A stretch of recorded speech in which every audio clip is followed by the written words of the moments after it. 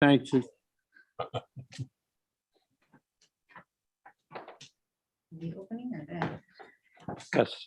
Getting ready. Okay, with the hour at 6 o'clock, the special meeting of the city council in relation to the school board and the school presentation. I first have to read the introduction to electronic meetings. As the Mayor Pro Tem of Laconia City Council, due to COVID-19 coronavirus, in accordance with Governor Sununu's emergency order number 12, pursuant to Executive Order 2020-04, the board is authorized to meet electronically. Please note that there is no physical location to observe and listen to the meeting, which was authorized pursuant to the governor's emergency order. However, in accordance with this emergency order, this is to confirm that we are A, providing public access to the meeting by telephone and additional access possibilities by video or other electronic means. We are utilizing the Zoom platform for this electronic meeting. All members have the ability to communicate during this meeting through the Zoom platform and the public access to watch the live YouTube video at www.youtube.com/LaconiaNH. Listen to the meeting throughout dialing the following phone number: 1-301-715-8592, or to participate, by Zoom app, webinar ID 842-2203-8955 with the password 564927. B, by providing public notice of necessary information for accessing this meeting. We previously gave notice to the public of how to access the meeting using Zoom. The instructions are provided on the City of Laconia's website at www.laconianh.gov. C, by providing a mechanism for public to alert the public body during the meeting if there are problems with access. If anybody has a problem, please call 527-1265 at extension 243 or email cityclerk@laconianh.gov. D, adjourning the meeting if the public is unable to access the meeting. In the event that the public is unable to access the meeting, we will adjourn the meeting and have it rescheduled at this time. Please note that all votes are taken during the meeting shall be done by roll call vote. We will start this meeting by taking the roll call attendance when each member present states their presence. Also alert the state whether there is anyone in the room during this meeting which is required under the right to know law.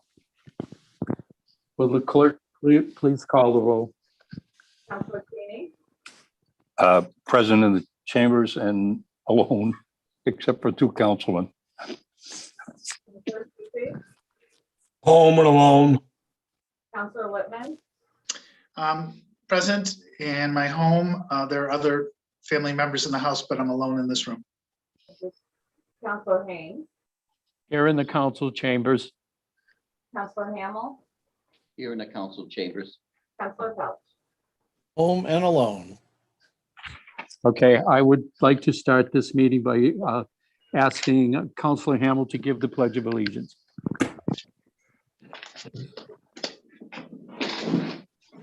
I pledge allegiance to the flag of the United States of America and to the republic for one nation, under God, indivisible, with liberty and justice for all.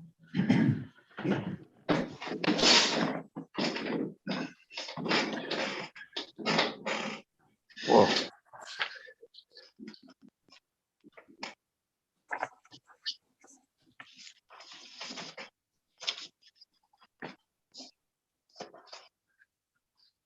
Okay, having said that, Councilor Myers, would you introduce the people from the school board?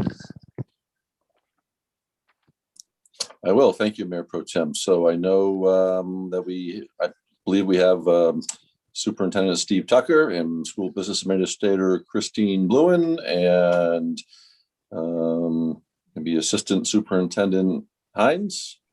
And I'm not sure, when I see School Board Chair Lounsbury in the photo, so maybe that I'm seeing a smile and yes. So I believe that Chair Lounsbury will be kicking it off for us this evening, if I'm correct. Correct. All right, it's all yours.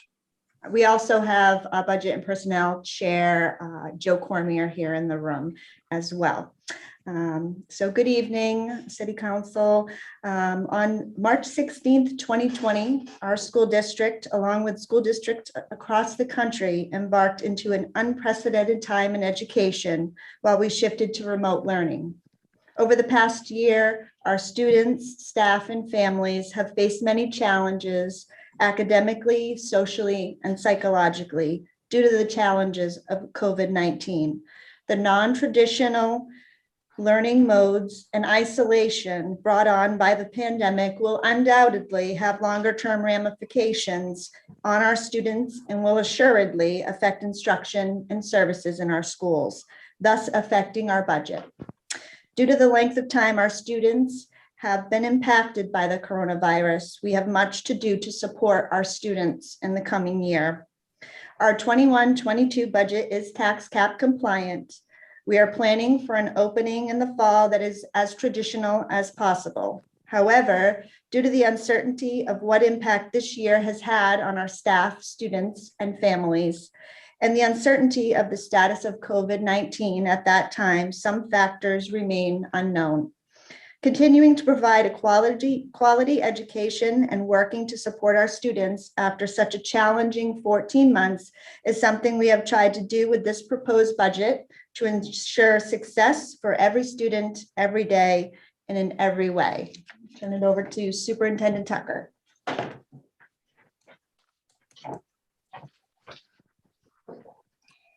Good evening, City Council. Good evening, City Clerk Hebert and City Manager Myers. Thank you for having us here today. If we could put the presentation up on the overhead. And thank you for the introduction, Board Chair Lounsbury. Appreciate your time tonight. We were able to get through the presentation in about 30 minutes when we did this in front of the school board. So our hope is to make sure we do that and that you have time for questions. If we can go to the second slide.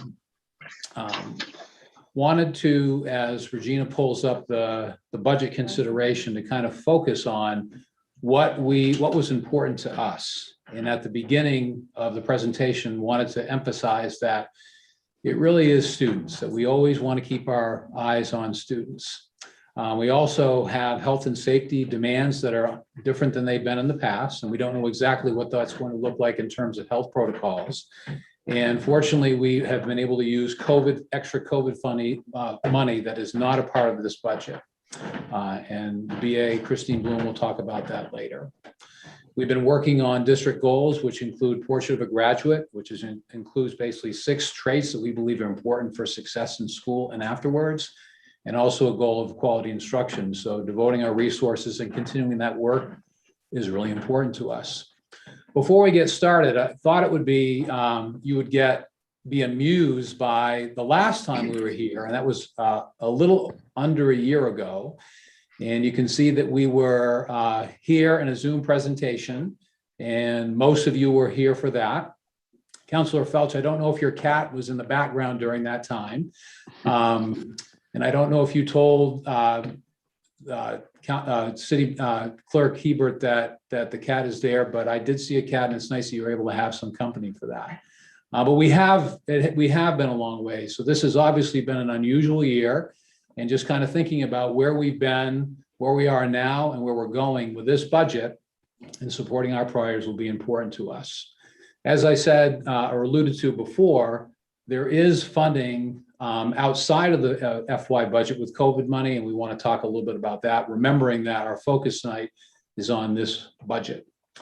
In the next slide, we have some visuals of what kind of a year this has been, because sometimes a picture speaks 1,000 words. So you can see off in the left, we had a tent.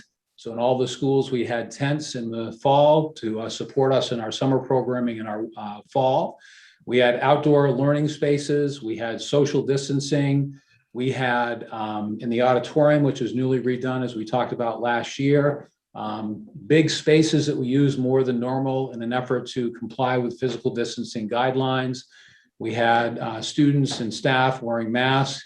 And in the bottom right-hand corner of the slide is 2 of our SAU staff members helping with the vaccination effort, where we vaccinated 259 staff members at the Lakes Region General Hospital in a site that we set up with public health. And so don't want to spend a lot of time with that, but just want you to know, and it's not that you don't know this, but this has been an unusual year and unusually challenging. And ensuring that we have the resources to support our staff and students in as traditional of an opening as we possibly can, as the board chair said, is one of our most important goals. In the next slide, our priority is, as I said before, always our students. And I'm going to pass that on to the assistant superintendent. She's going to talk a little bit about that, and then I'll talk about portrait of a graduate. Amy.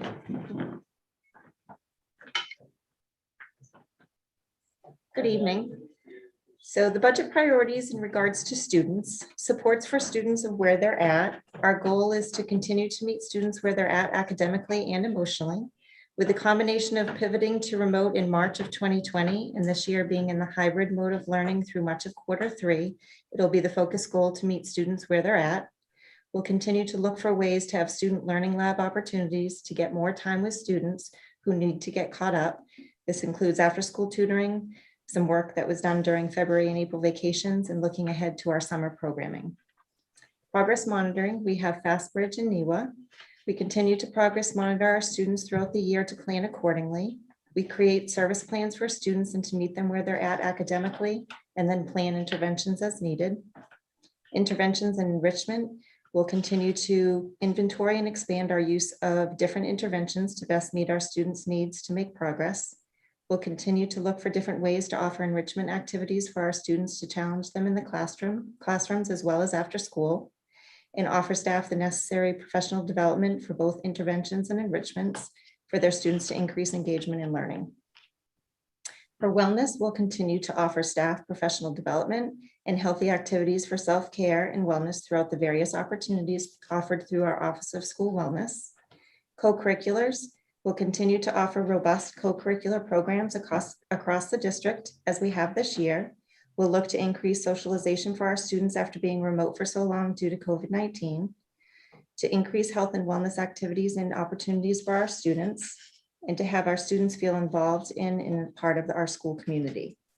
Health and safety, as we've said, we don't know yet what, if any, guidelines will be required for the 2021-22 school year. We do need to consider what cleaning supplies, protocols, and use of PPE that may be needed.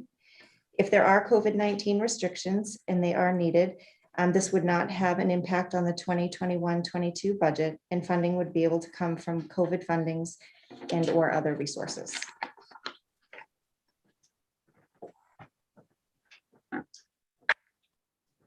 And before we get into the dollars and cents of the budget, we wanted to share 2 more slides to communicate what our budget priorities are.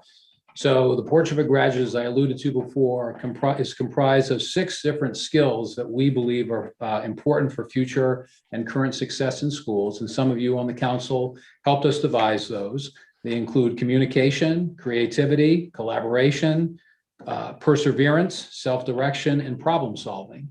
And so making sure that those skills are at the centerpiece of the teaching and learning experience in our schools, ensuring that professional development is supporting teachers, that we have planning, curriculum, instruction, assessment work, and mentoring and coaching to help us focus our teaching and learning experience on that. It continues to be a priority in the school district. In addition to those skills are ensuring that we have multiple pathways for students. We are fortunate enough to live in a diverse community where kids have different interests and different skills. And so to continue to develop those skills and offer academic and extracurricular opportunities, program opportunities that include exploratories, college and career planning, course offerings that are diverse and robust. The Hewitt Technical Center traditionally employs 35 to 40% of Laconia High School graduates, and typically 6 to 7 of our top 10 seniors participate in some sort of Hewitt Technical Center programming. Multiple pathways also means having interventions and differentiated support and also enrichment for students. So students who do extended learning opportunities, Genius Hour, AP courses, learning extensions in the classroom are all a part of us ensuring that we have multiple pathways for student success in our schools.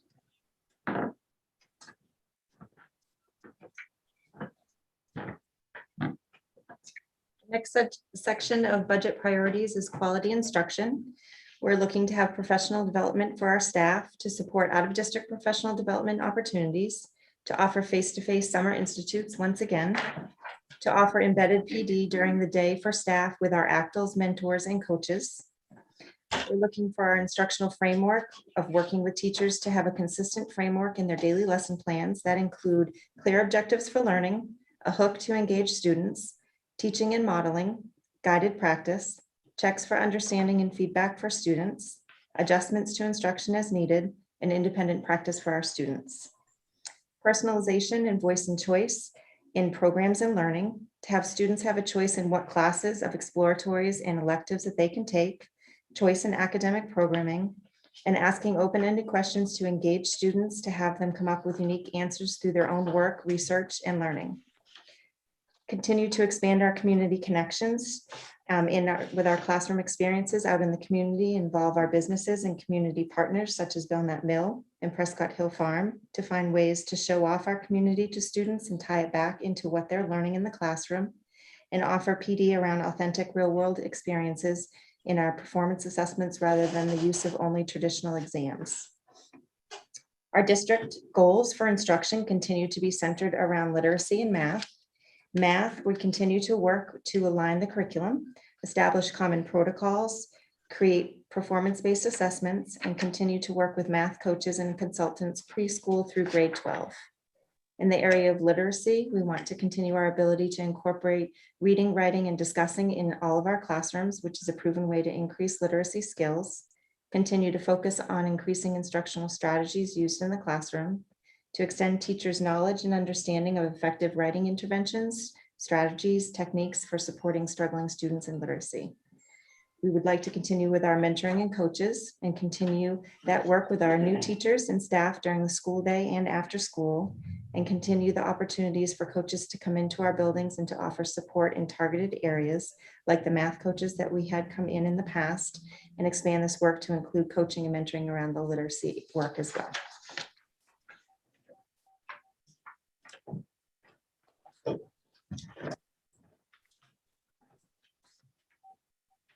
Good evening. I'm Christine Bluen, Business Administrator for the district, and I will be going over the proposed 2021-22 school budget. The budget that we are presenting for you folks tonight is tax cap compliant. The CPIU is 1.2%. The building permits is 39 million. That equates to the CPIU giving the school district $309,390. And the building permits of $423,540.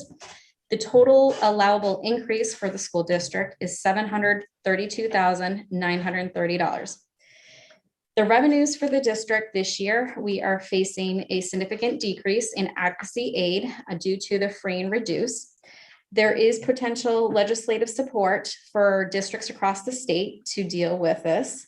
The USDA has offered what is called a seamless summer program, and that has allowed all children through the district, regardless of income, free meals.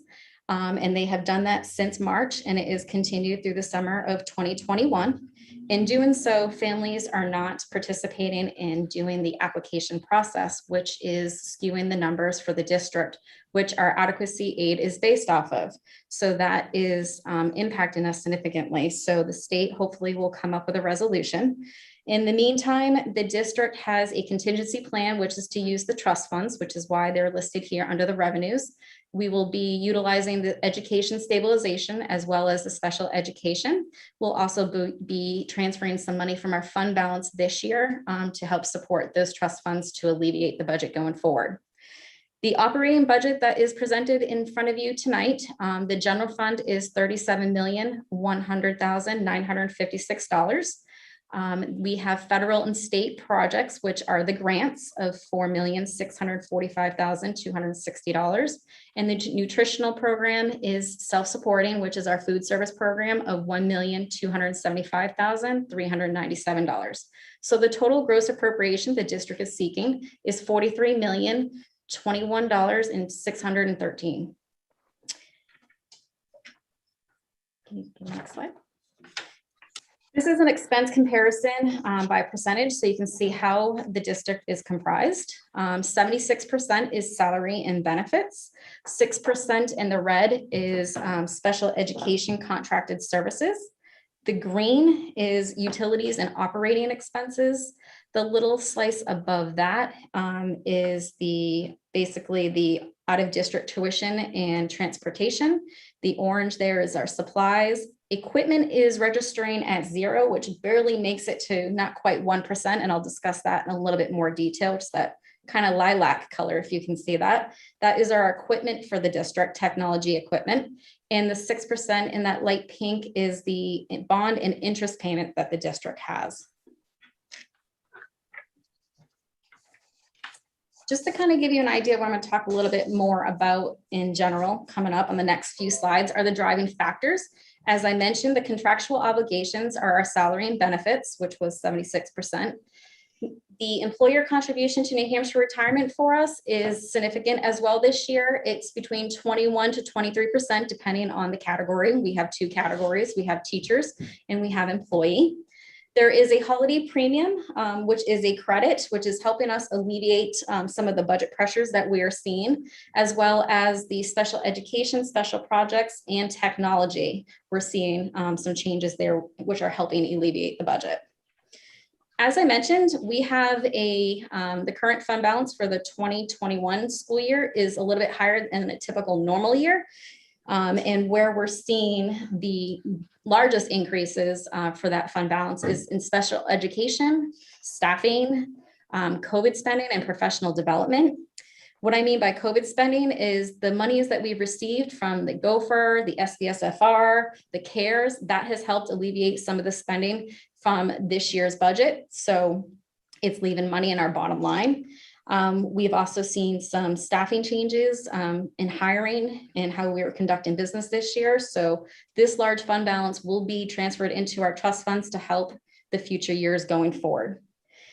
It's also important to note that the COVID expenses are not included in this budget. So anything that could be COVID related, such as student support, for additional staffing for remedial, enrichment, summer and school year support is not included in this budget.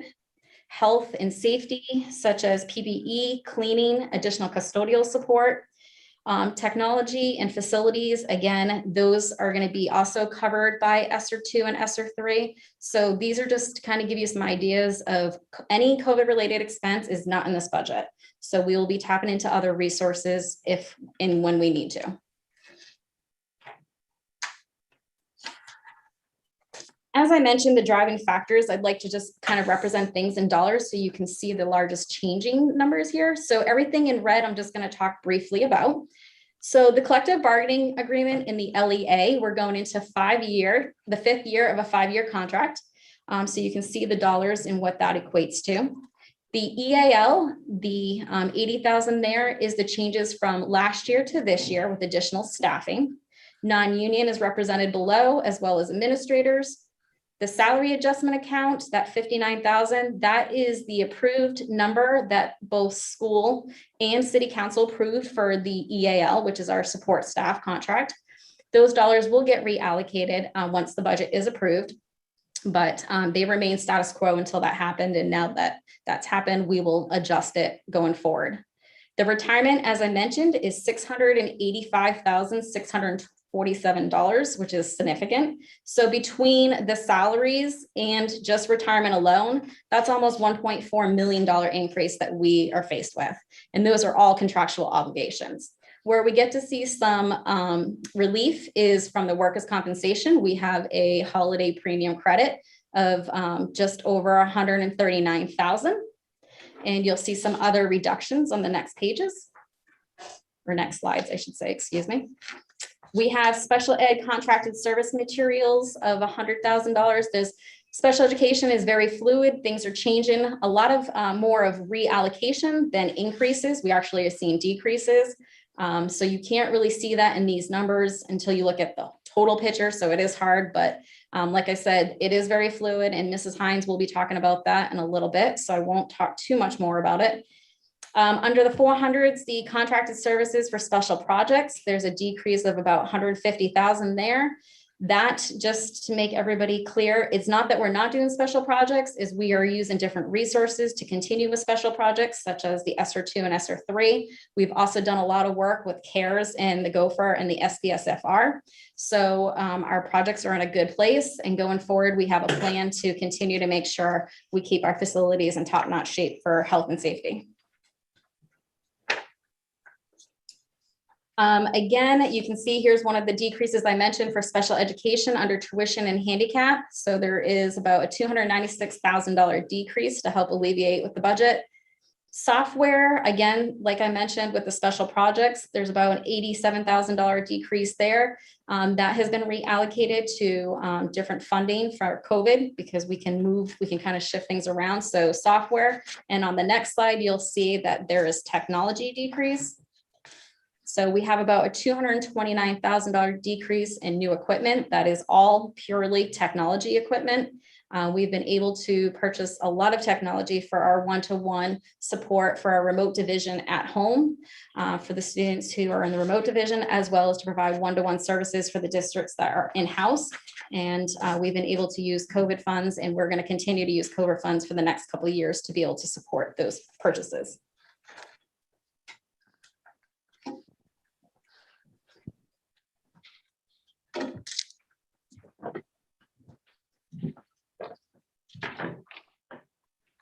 Okay, for some of the considerations with special education, as Christine just mentioned, the contracted service line is up about 100,000. And again, that really is just a reallocation of funding, because we have over the last couple of years, with some of the new services required as well as retirements, we have switched some of our related service providers in the area of such as speech or OT from salary to contracted service, because they are in such limited sources. The second piece that the budget for special education, the other area that has changed quite a bit over the past few years, is the area of our out-of-district tuition cost. Our budget reflects placements of students due to court involvement with both DCYF, which is the abuse and neglect, and the juvenile justice departments for the delinquency involvement. It's important to remember that we do not have control over the placements of students once they become court involved, and that court involvement could really have nothing to do with their experiences in school. If students are identified special education, the district is responsible for that educational piece of those placements. We do have an estimated 402 cap, which is the maximum cost to the district. And for the 2021-22 school year, it is estimated at about $54,866, and that is per each student that is in placement. We have currently about 33 placements. Only one of those is a district placement that is in this proposed budget. We averaged between 20 to 32 less court-involved students during this school year compared to last year's numbers.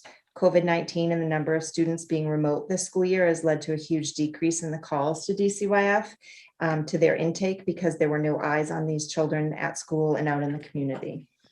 The number of special ed court placements in a typical year is a moving target, and the budget reflects a spot in time of what placements we currently know. This proposed budget, as Christine mentioned, reflects a $296,000 decrease in the tuition line, and that is due to students being sent home from placements due to COVID-19. This line in the special education budget can swing either way, as we saw last year with the increase of 14 students being court placed, bringing that total from 19 to 33, which had the significant result of being $475,000 over budget. So that really just shows year to year how much it can change. In the event of unbudgeted placements, we would tap into, again, the Special Education Trust Fund if needed.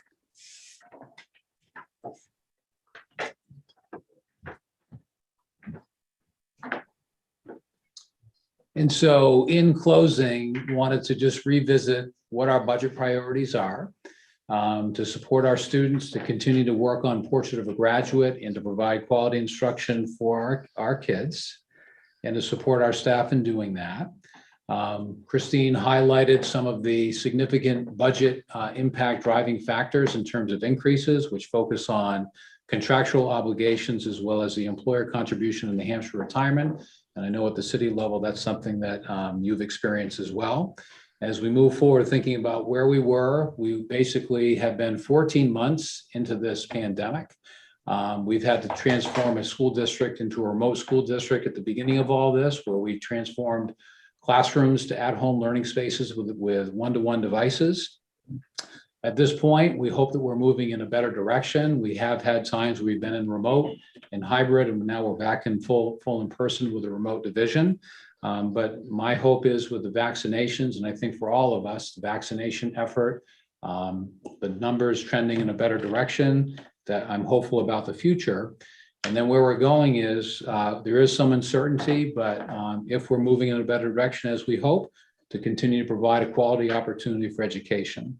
As the business administrator pointed out, we're able to use COVID spending or COVID funds to support our effort this year, whether it's through facilities or cleaning or one-to-one devices. And with the ESSER money that's coming in, we hope that we can creatively look to continue to use that one-time money to support our schools. Want to stay focused on student and continue working on the goals of the district. And in the very last slide, want to take the time to thank you as a city council for your service and leadership during this tough time. Want to thank the school board, budget and personnel committee, which helped us devise the presentation and gave us feedback on it, as well as our staff and our school community at large.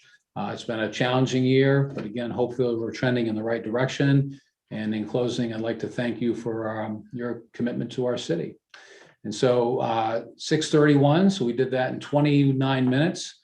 If you have any questions, I'll field them. And if there's questions that Amy or Christine can ask, I'll point to them if you'd like, or if, what questions do you have for us? Do the councilors have any questions? Counselor Hamel. Thank you, Superintendent Tucker. Just want to say thank you to you and your staff and administration for a great job and going through a very difficult time. But one of my questions is, I was curious of how much funding did you get from the COVID? Do you have a number on that? And is there any restrictions on how you can use that? Yeah, so we had some COVID resources that we used this year that we've already expended for things like cleaning supplies and one-to-one devices. And we have received ESSER 2 funds, which is $3.9 million. And we have until September of 23 to spend that. And then we're projected to get another round of COVID spending or COVID ESSER money in what's called ESSER 3. And the projection of that is $9 million. We cannot use that as a revenue source. And it's my understanding that cities and municipalities have some more latitude to do that.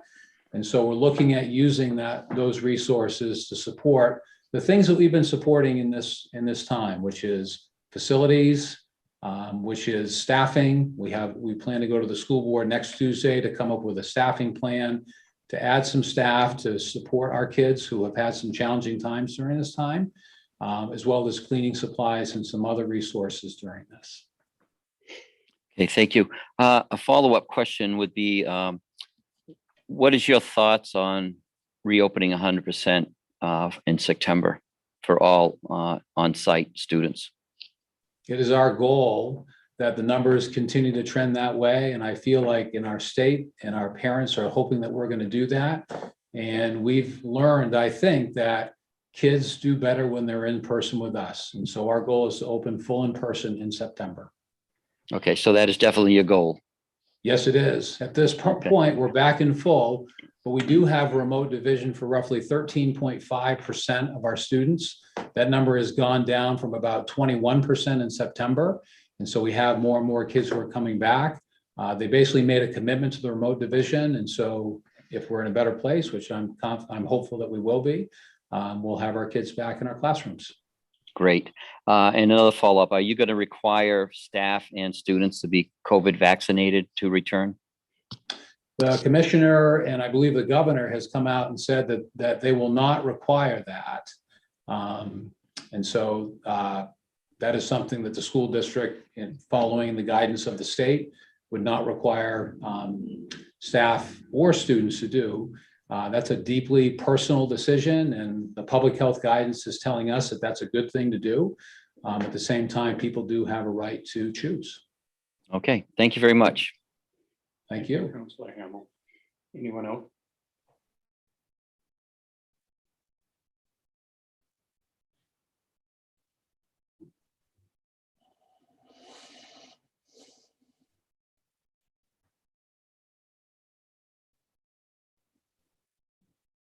Counselor Hayes, you're on mute, I think. Yes, I am. Thank you. Superintendent Tucker, I don't see anybody else that has any other questions. Well, Henry, Counselor Lippman. Yes, thank you, Superintendent. I add my appreciation for what the school board and the school district staff have been able to do this year. I think Laconia has done a fantastic job relative to many other communities in keeping as much in-person learning as possible. I was interested if you could just elaborate a little bit more on the projects that are being undertaken to improve the facilities from a health and safety standpoint, whether it be air ventilation and other things. If you could speak to kind of what investments have been made and will be made. Or do you mean improvements that were made, Counselor Lippman, or improvements we're looking at in the future? Both. What was done in this current school district year and what is proposed with the monies that you'll be receiving, assuming they do come through, in terms of HVAC improvements and things to make the transmission of disease within the school much less likelihood. So it appears that in the next, I'll start with what we have done. And so one of the things we looked at early on was air quality. And so we had Risk Frost Shumway come in and do an air quality audit of our facilities and found that our facilities are in a good place. As you know, Laconia High School is the oldest of the buildings in the district, with the exception of the SAU, which is an 1870 building. And so we had to come up with a solution to address about 35 spaces in the district, in the SAU and at the high school. And so we were able to come up with a temporary solution after using COVID funding to pay for the air quality audit. And then come up with some air quality units that we put into about 35 spaces. So that's one example of something that we were able to do because of COVID money. We've also had to increase the amount of cleaning supplies and custodial support to do that cleaning. And so when you look at cleaning supplies like vital oxide, which is seems to be going up in price, that was an important way that we could keep our facilities clean during this time. So those are two examples that we can come up with more, and I can have Christine talk more detail if you want. Going forward, sorry, I'm interested in, it sounds like with the audit, you were able to implement some temporary measures for those 35 spaces. I assume there's a longer range plan to address. I'm kind of want to stay focused on the HVAC components because I think that's the more than the cleaning supply area. Right. So could be the focus. Yes, so we have had some meetings with Risk Frost, and we'll continue to do so. And so we did a walkthrough of Laconia High School in anticipation of those funds coming into us. And so coming up with a longer term solution to look at some of those spaces, as well as some of the other physical spaces, but air quality at Laconia High School is absolutely something that we are looking into in terms of using those ESSER funds. Can you give us some sense of the scale of what that investment might look like? Are we talking millions or are we talking thousands? I think it's hard to say at this point, Counselor. We're just in preliminary conversations looking at what are the spaces and where are the areas we need to focus on, but I anticipate having some more information about that over the course of the summer. Thank you. You're welcome. Thank you, Counselor Lippman. Any other questions?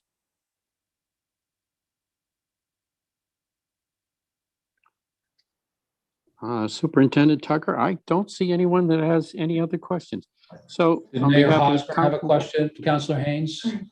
Mayor is he, Hosmer? Mayor Hosmer. I did, yeah. No question. Thank you, Superintendent Tucker. And if you don't mind, Counselor Haynes, thank you very much. And I apologize for being late for the presentation. Quite I don't welcome. have I don't have a specific question because I don't want to perhaps ask questions on items that you've already covered, but I'm happy to follow up with the city manager certainly on this.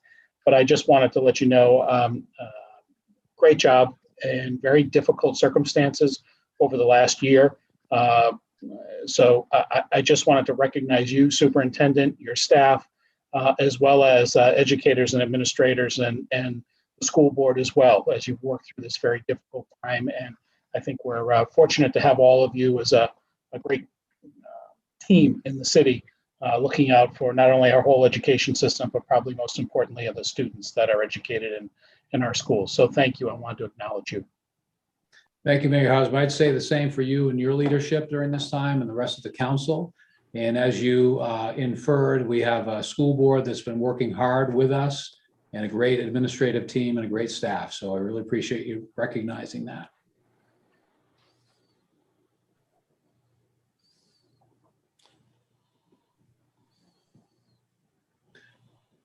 Councilor Haynes or Mayor Hosmer, do you have any other questions for us? No, I don't. And thank you very much for your time and a great I presentation. don't. Counselor Lippman looks like he's got a question though. Okay. I was just curious, from the energy savings that you were able to show in the budget that you presented to us this evening, how much of it do you attribute to the project with the, I forget the firm that you contracted with to do? Yeah. How much of the savings is related to that versus just less use of the facilities?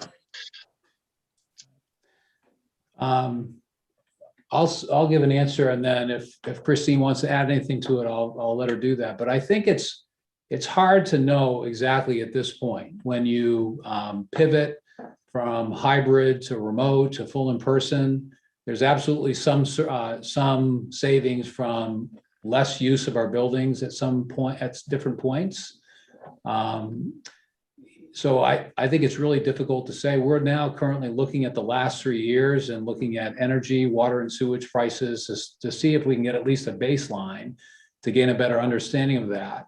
And then I think by next year, we'll have a better handle of that. So I think as you imply, the savings that we have from just not being in the buildings as often and with less kids at times is probably the reason for some of those savings. But our hope is the energy measures that we've taken is also a part of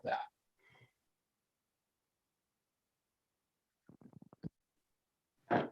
Thank you. Okay. Thank you.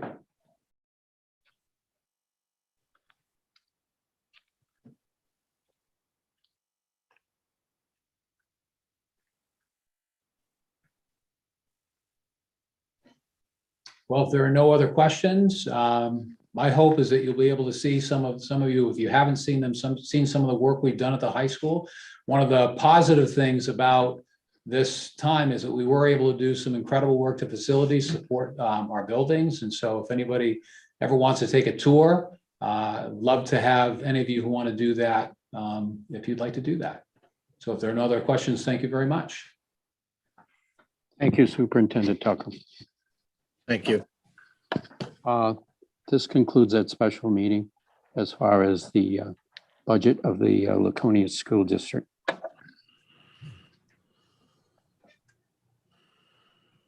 So if folks want to mute or turn off your videos or take a break, we cannot start the regular meeting until the posted time of 7 o'clock, but it is on this Zoom link, so you don't have to log into anything different. We'll just come back to this to kick off the meeting at 7.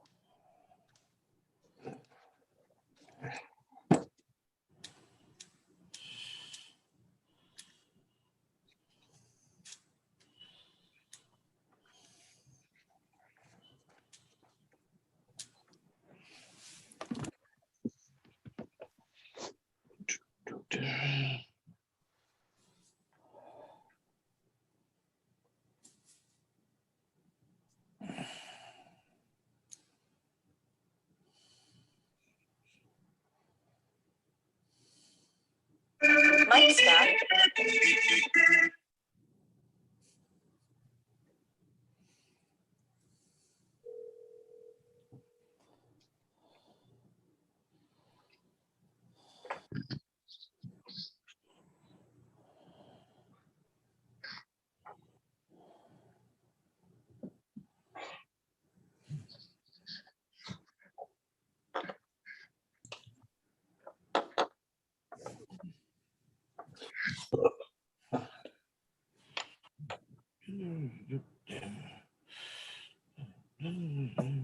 Good evening, everyone. Good evening. Evening. Right. Looks like we might be waiting on Councilor Lippman right now.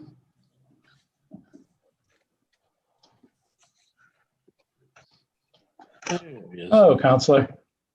Thank you for joining us. So the hour being 7 o'clock on Monday, May 10th, 2021, I'd like to call to order the Laconia City Council meeting. Before we begin, though, I'd like to read the introduction for electronic meetings. So bear with me. As mayor of the Laconia City Council, due to the COVID-19 coronavirus crisis, and in accordance with Governor Sununu's emergency order number 12, pursuant to Executive Order 2020-04, this board is authorized to meet electronically. Please note that there is no physical location to observe and listen to the meeting, which was authorized pursuant to the governor's emergency order. However, in accordance with the emergency order, this is to confirm that we are providing public access to the meeting by telephone, with additional access possibilities by video or other electronic means. We are utilizing the Zoom platform for this electronic meeting. All members have the ability to communicate during this meeting through the Zoom platform, and the public has access to watch the live YouTube video at www.youtube.com/LaconiaNH. Listen to this meeting through dialing the following phone number, 1-301-715-8592, or participate by the Zoom app. Webinar ID 842-2203-8955, password 564927. B, providing public notice of the necessary information for accessing the meeting. We previously gave notice to the public of how to access the meeting using Zoom, and instructions are provided on the City of Laconia's website at www.laconianh.gov. C, providing a mechanism for the public to alert the public body during the meeting if there are problems with access. If anyone has a problem, please call 527-1265, extension 243, or email at cityclerk@laconianh.gov. D, adjourning the meeting if the public is unable to access the meeting. In the event the public is unable to access the meeting, we will adjourn the meeting and have it rescheduled at that time. Please note that all votes that are taken during this meeting shall be done by roll call vote. So let's start the meeting by taking a roll call attendance. When each member states his presence, also please state whether there is anyone in the room with you during this meeting, which is required under the right to know law. I'd ask the city clerk to call the roll. Counselor Cheney, President of the Council Chambers. Counselor Susie. You're on mute. Little difficult to hear you, Cheryl. Home and alone. Counselor Whitman, Present in my home. I'm alone in this room. There are other people in the house, family.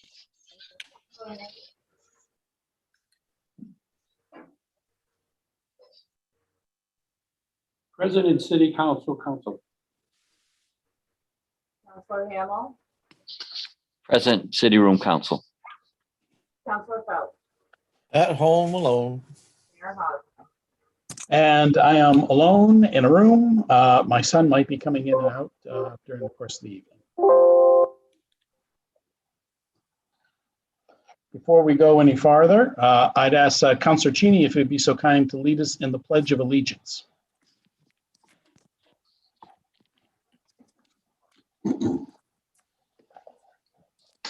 I pledge allegiance to the flag of the United States of America, and to the republic for which it stands, one nation, under God, indivisible, with liberty and justice for all.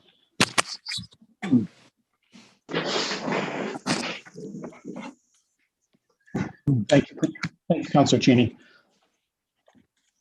Joining us this evening is the aforementioned City Clerk, Cheryl Hebert, City Manager Scott Myers, and I believe assisting with IT in the background is City Finance Manager Glenn Smith.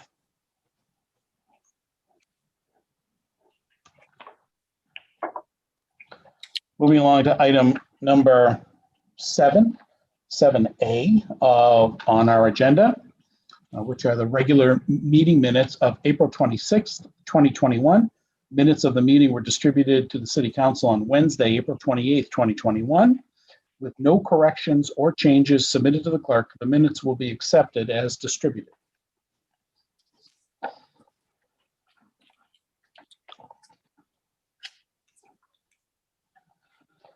Moving along to item number 8 under consent and action items. On number 8A is a request for approval for a hill climb on Tower Street to be held Tuesday, June 15th, 2021, from 10:30 a.m. to 1:30 p.m. in connection with Laconia Motorcycle Week 2021, and to request a waiver of all city fees associated with the event. Laconia Motorcycle Week Association has requested permission to hold this hill climb on Tower Street at the aforementioned time and date. The event will be facilitated by the United States Racing Association and will be an exhibition race with vintage motorcycles. This event is fully insured. The Special Events Review Committee approved this request at their May 5th, 2021 meeting.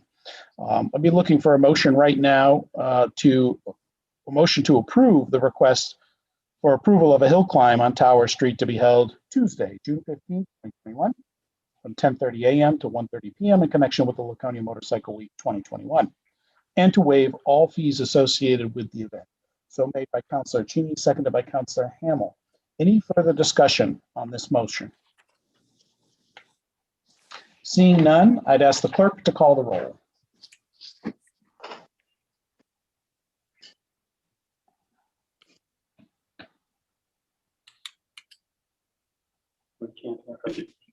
Cheryl, Can't hear you, it's Cheryl. very difficult to hear you this evening. Counselor Cheney, is that better? Much better. Much better. Yes.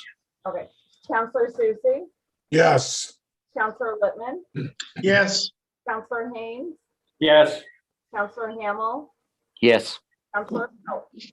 Yes. 6 votes in the affirmative, that motion passes.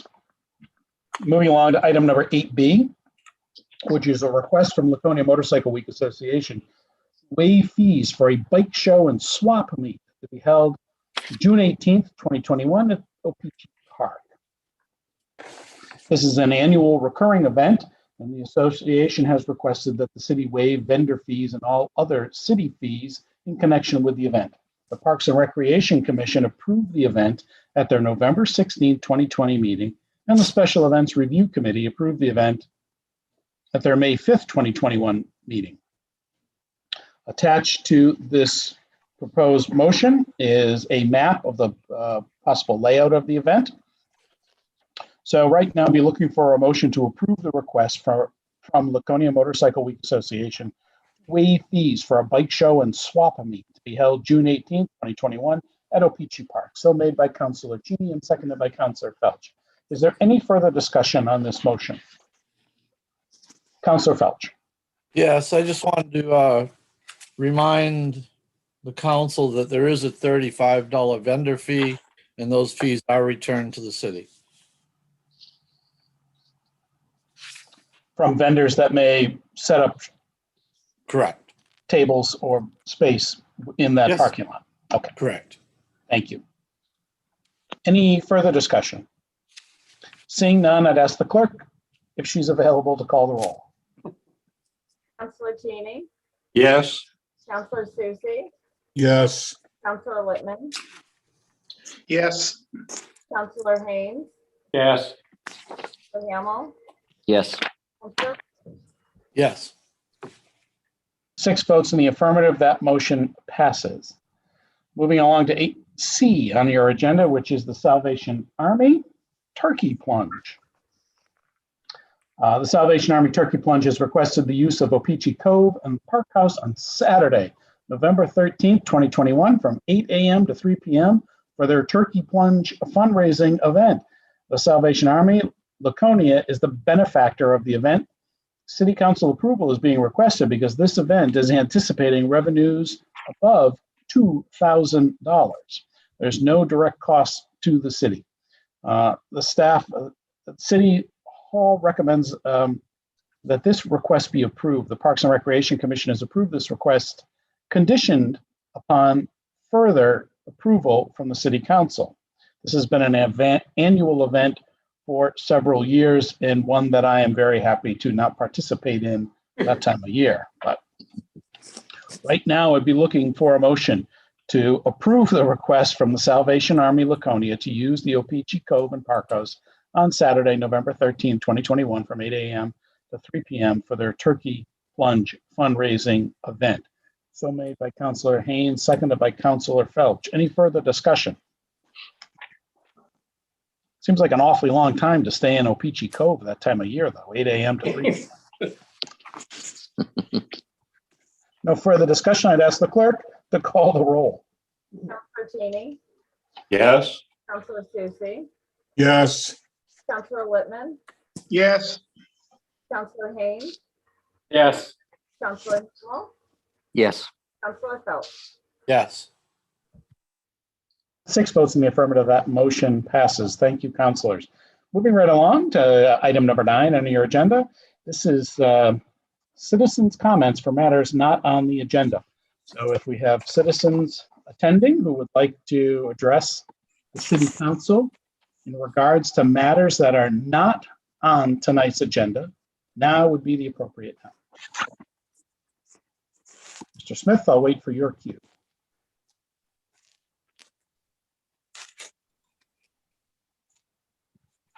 Thank you, Mr. Mayor. So far, no one has raised their hand.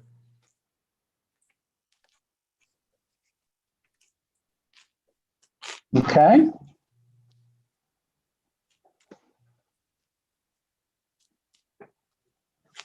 The next item on our agenda that we have something scheduled is under item number 13, which is public hearings. 13A, which is public hearing for resolution 2021-06 relative to authorizing bonds and notes of the city for property acquisition in the amount of $683,000. Notice of this public hearing was made available in the April 28th, 2021 edition of the Laconia Daily Sun and posted at Laconia City Hall, Laconia Public Library, Community Center, and the SAU. Action on this item will be taken up this evening under unfinished business.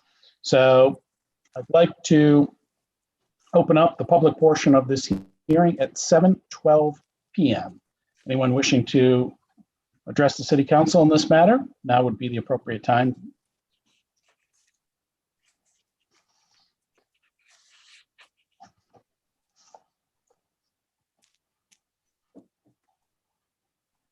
And Mr. Mayor, nobody has raised their hand. Knowing raising their hand. Oh, got somebody?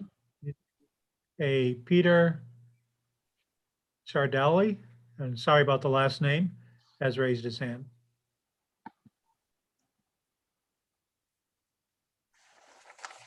Mr. Ciaraldi, is that pronouncing it correctly?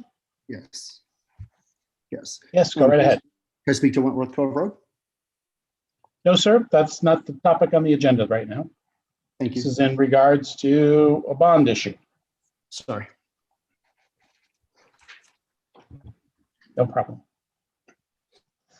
Seeing no requests to speak during the public hearing on this item, I'd like to close the public hearing at 7:14 p.m.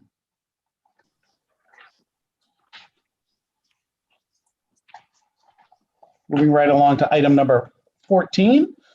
This is a brief presentation from Mark McNamara in regards to the Colonial Theater restoration. Are you with us, Mr. McNamara?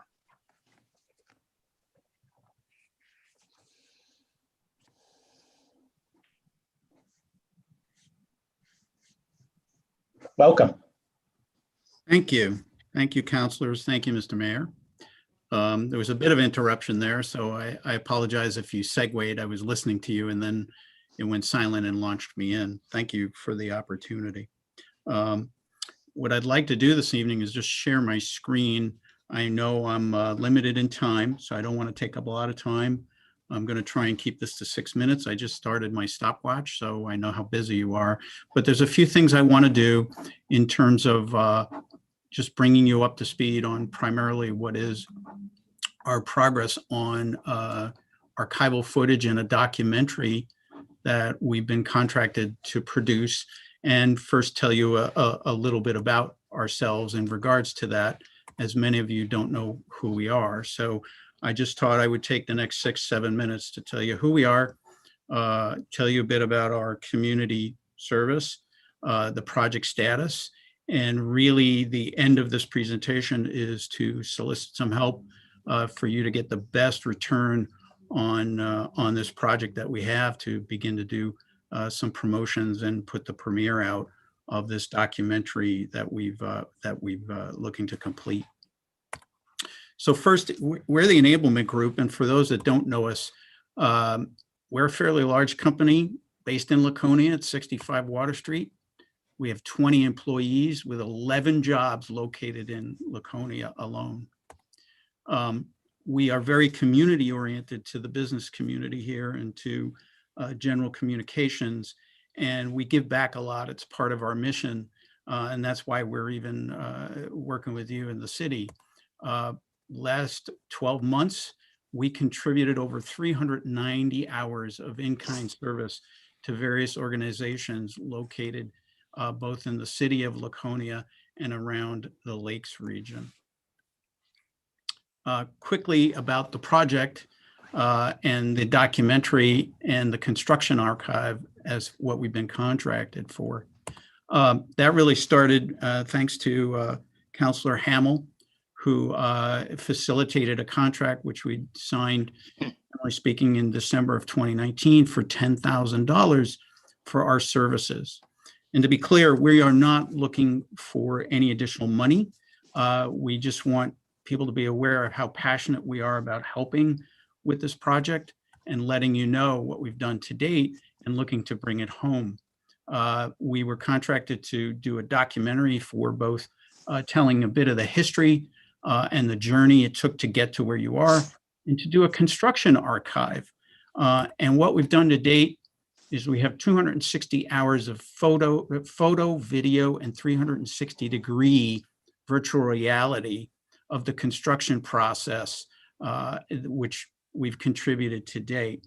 And that's going to need to be archived and put somewhere as a video, photo, and multimedia record of what occurred there.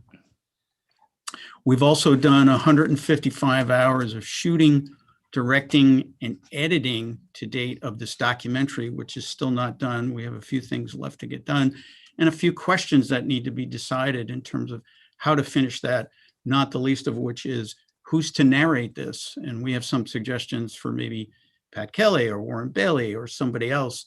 And as many of you know, we interviewed many, many people who were involved in this project who are highlighted and woven into what we've done to date there. The other thing is we've had some expected licensing charges. We have music and stock photography and other elements that really enhance the entertainment experience of this. So we really appreciate the contract of the 10,000 to help offset our contribution and expenses going forward.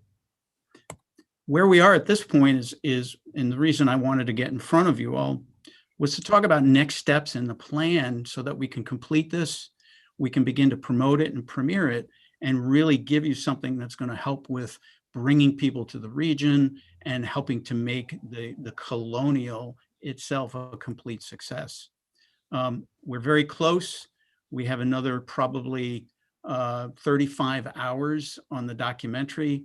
All the archival footage is buttoned up and easy to transport and put somewhere. It's currently hosted online and can be reviewed, but probably needs to be categorized and tagged by an archivist or a librarian where it could be accessed for research purposes or just historical purposes.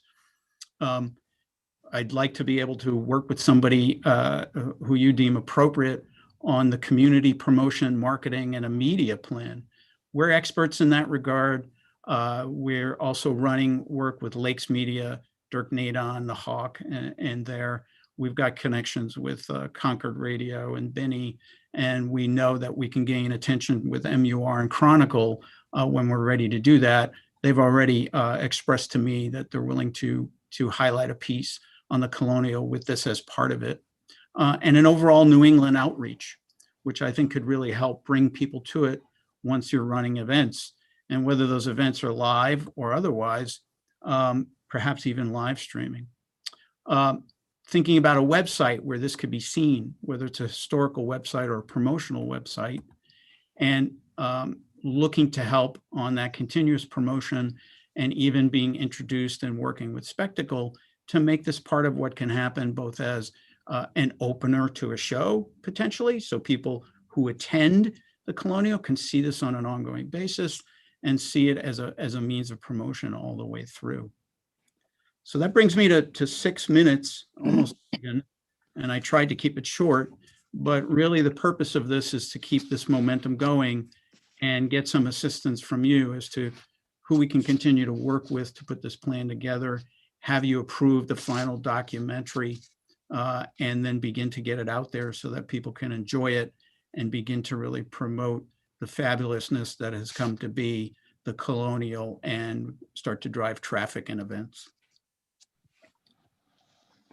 Mark, thank you very much for the presentation, and I think we're all very excited about the next chapter of the Colonial Theater, and certainly the fact that you've been willing to work on this documentary with such great care and passion and document, I think, something that document its transformation. I think it's a remarkable piece of history that will live on for generations, and thank you very much. I appreciate that. So I don't want to take up too much official business, but I think I wanted everybody to meet me, and then feel free. I'll be reaching out, help guide me as to who the people I can connect with and keep the momentum going on this in terms of how do we move this forward and really make it as exciting as it can be. Thank you. Thank you again, Mark. Any comments or questions for Mark from councilors? Yes, Councilor Cheney. I was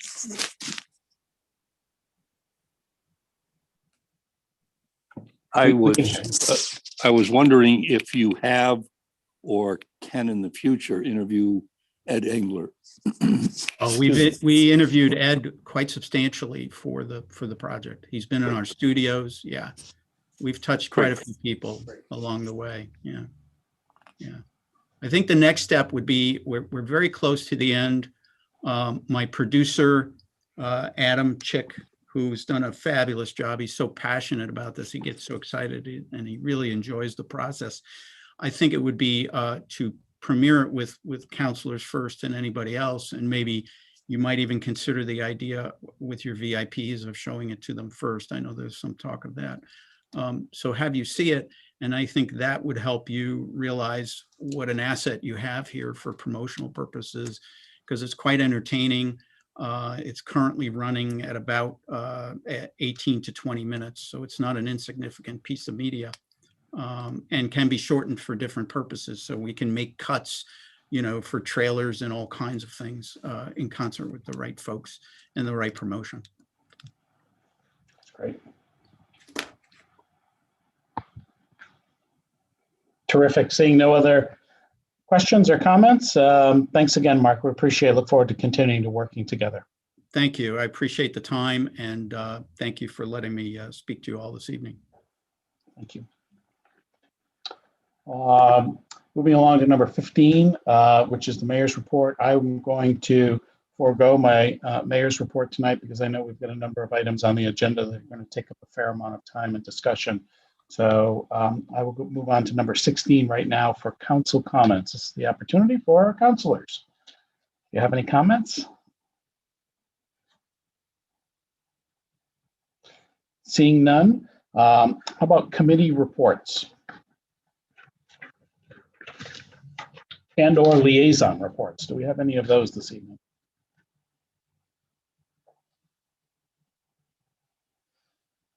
Yes, Councilor Haynes.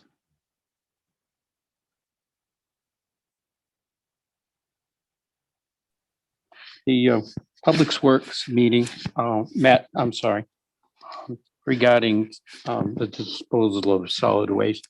It was more of an informational meeting where we explored all the components that make up solid waste. There was no votes taken. There was no decision made. City manager and the Public Works director offered to get some facts and figures for our next meeting, and we will wait on them so we can schedule the next meeting. This is certainly not a one meeting answer to the problems of solid waste. There's many components that we're going to have to explore before we come to any decision from the committee that will go on to the council. Thank you, Mr. Mayor. Yes, thank you, Councilor Haynes.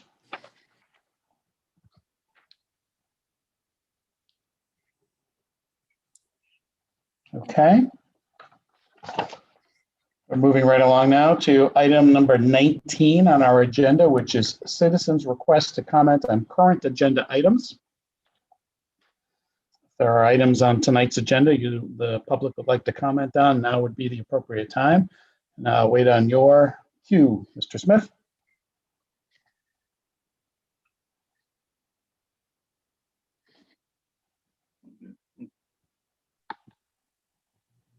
Mr. Mayor, Yes. Jennifer Anderson has raised her hand. Thank you. Welcome, Jennifer. Thank you, Mr. Mayor. Can you hear me okay? Really well. Glad you could join us. Thank you, and thank you for giving me the opportunity. I just wanted to speak on the item related to this year's Motorcycle Week, which we are very much looking forward to. And I'm speaking as the Deputy Director of the Laconia Motorcycle Week Association, which I've been working with for 23 years. I'm also a Ward 4 resident and proud to be. And I just wanted to offer our association's recommendations for this year's rally, specifically related to entertainment tents. We are hoping that the city will allow these to be permissible. The outdoor entertainment tents, now that the indoor restrictions related to Executive Order number 52 have not been renewed, inside establishments are allowed to have maximum capacity as determined by their particular establishment. And we believe that outdoor entertainment tents offer an opportunity for folks to stay outdoors, which is what the CDC does recommend. And even with the continuation of COVID numbers trending downward, we still agree that, being outside as much as possible, hopefully people riding as much as possible is what will continue. But still, with that being said, we have full confidence in the fire department that sets the capacities for indoor and outdoor any sort of establishment to do so with what they deem appropriate. Second of three things, the portable beverage stations that are normally allowed are currently not being considered for this year, and we would like to recommend that they do, again, for the same rationale as the entertainment tents, that it will encourage people to stay outside. Otherwise, people will, just by natural habits, go inside for beverages, and we want to just encourage people to stay outside, and just to remind folks that this is all on approved sites that people, property owners, businesses have to actually, be permitted to do. And so again, the natural behavior is to congregate, and we want people to stay outside as much as possible. Third and last is the rule for 15 feet between vendor tents. We would like to see it go back to 2019 and prior, where that was not the case, because 15 feet between vendor tents allows too much space for people to congregate.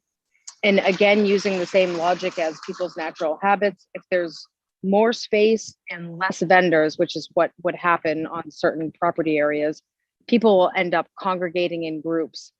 And just for folks that are not familiar with the setup of vendors during the rally, the vast majority of tents are tents that you walk up to. You don't walk into them. So again, this is outdoor locations, and we just think that it's just better to promote that. More vendors means more people, people can go to more places instead of congregating at fewer amounts of establishments. There's been some people that have said that maybe less vendors would equate to less visitors. However, in our conversations with local establishments throughout the Lakes region and even beyond, reservations for not only Motorcycle Week, but the summer in general, looks to be very strong compared to several years. So it's, I think, going to be a very busy tourism year. And again, we think the more things that people have to see and visit, the less that they are congregating in any general area. So with that, we want to just thank the Laconia City Council, City Manager, and Mayor Hosmer for your consideration of these recommendations and for your support of local businesses and for the people who love coming here for Motorcycle Week. Thank you so much.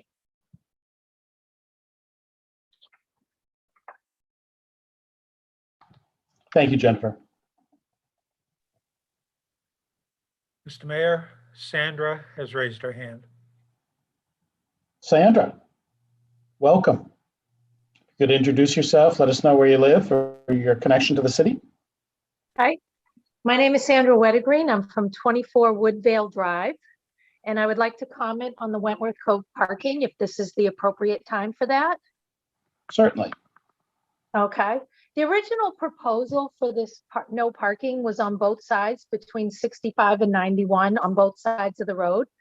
And then there are now three proposals put forward as no parking completely on both sides of Woodvale Summit to Wentworth Summit Avenue to Woodvale. No parking just on the lake side, Woodvale Drive to Summit, and then no parking on certain numbers on that road. I'm not sure how fair that would really be to anyone living on that road if we went no parking all the way up and down both sides. It makes it very difficult for people to have anything done on their property by a landscaper or anything like that. Even doing one side all the way from Summit to Woodvale would mean everybody would be parking on the opposite side of the road, blocking off the people who live on that road. I would respectfully request that maybe we just leave the parking alone on Woodvale. And if that is not a consideration, I'm sorry, on Wentworth Cove, I keep doing that because of the W's. On Wentworth Cove Road, that we just leave that parking alone or we use the only one that would be reasonable would be to have only those houses on the lakeside from 65 to 91 having the no parking. It makes it very difficult for the people who live in our development, who have families with small children, elderly, handicapped, to get down to the beach and to be able to use it if there is no way for them to park anywhere on Wentworth Cove Road. That would make it very difficult for everyone involved, not only for the people who don't live on Wentworth, but those who live in the other roads, Pine Notch, Rolling, Woodvale Drive. In the last meeting, there was a discussion by Attorney Nadeau about that Wentworth Cove Road had been no parking since 1950, which there's never been a sign erected on that road to say no parking. She also commented and said that there were no signs on Woodvale, Pine Notch, or Rolling. There are signs for no parking on those other roads. And my understanding of all of that is having to do with Bike Week. At any other time of the year, it's not an issue. And to be honest with you, I've only been living there for 5 years. It is not an issue today that people park on our roads and walk down to the weirs. That is not a problem. So if that was enacted way back in 1950 because of people parking there during Bike Week, we don't have any concerns of that anymore. And there was also some discussion at the last meeting about an association for that beach. There is no association right now. There was for a short period of time, I believe 1990 to 1996. There are 44 homeowners who have access to that beach. And we are in the process of forming an association to make rules for that beach, to post signage, to do the things that we need to do for our community, for the people who own the property there. So I would respectfully ask that there needs to be a reasonable decision made here to accommodate a lot of people who live in that subdivision, and to just unfairly take away our ability to park there is not fair to all the people who have had this deeded to them since the 1950s. Truthfully. Sandra, thank you. Thank you very much for your input this evening. Appreciate it. And thank we'll, you. Consider it when we get to that and the agenda.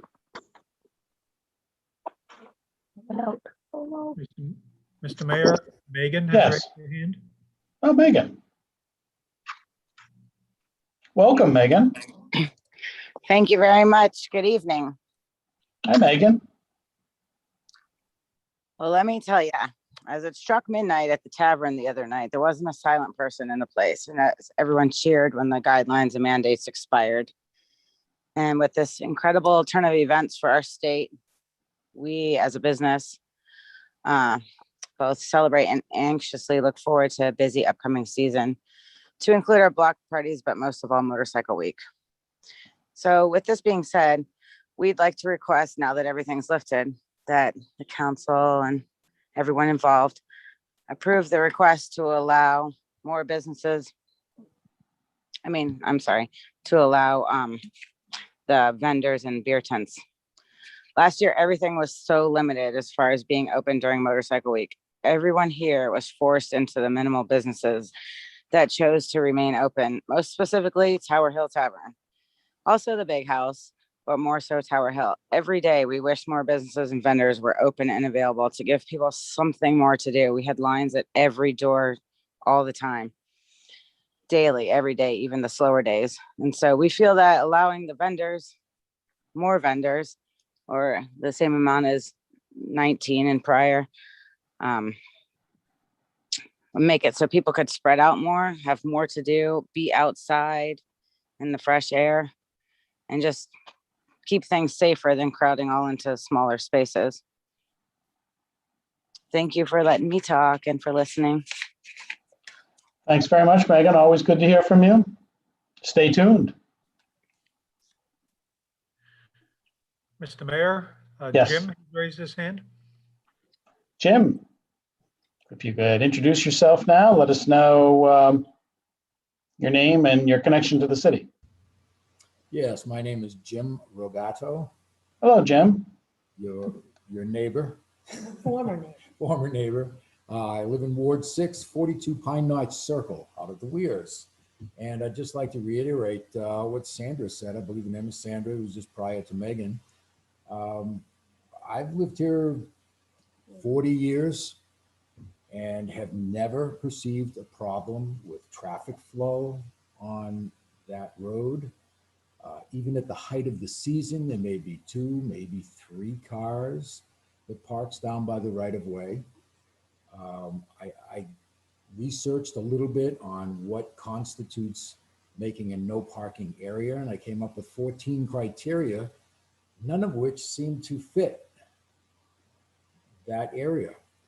And I just wasn't sure, and it will certainly make it tough for young families, grandparents bringing their little kids down to the right of way to let them play in the sand, or maybe take out the little floats and float in the water. It's a 25-foot right of way. We're not talking a big beach here.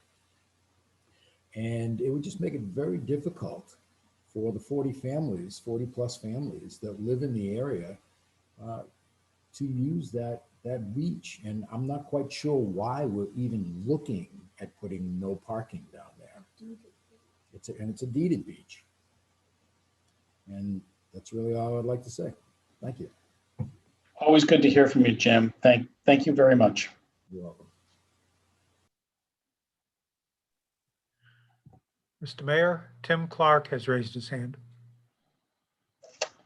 Welcome, Mr. Clark. If you could let us know your connection to the city and maybe the ward you live in might be helpful for us to. Sure. Can everyone hear me? Very well. Great. Tim Clark, 81 Wentworth Cove, talking about item 22B. Our property butts the right of way, and we've been there since 1955. So, Jim, good to hear your voice as well. Parking's never been an issue there until the last couple of years. This issue has really come up because of the abuse by non-deeded access users who've come to the right of way to use it as if it's a public beach or public launching point for their boats or jet skis. So word's out that this is a unenforced area that they can, come down, use the beach, launch their boat, and park on the road with no consequence. This leads to a host of issues. I welcome anyone on the roads up further to come hang out and see them, because living there our family has been there since 1955, and it's definitely affected the quality of our life in some major ways. The least of which is the folks, disrespecting the area and the residents who don't live in the area. It's been pretty traumatic, actually. This leads to a host of issues, and I won't get into those. I've emailed all of you those issues, and I'd be happy to talk at length and not in this forum, because I don't want to take time from others to speak. But, this problem could be easily reduced by enforcing the 45-plus-year-old parking ban.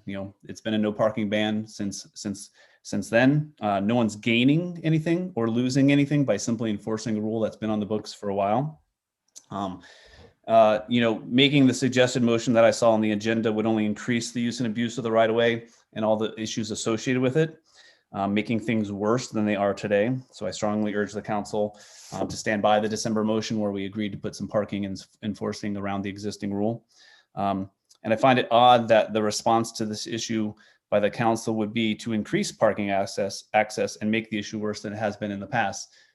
So it sounds like we're kind of going the opposite way. There's an issue, it needs to be addressed. There seems like a simple resolution, and the response in the last call and in the proposed thing seems to be, now let's go the other way. Let's make it worse by opening the can of worms even further and creating more public access. So I would agree, there's nowhere that's not a 5-minute walk of any deeded access holder to the property. It's worked great for the last 66 years.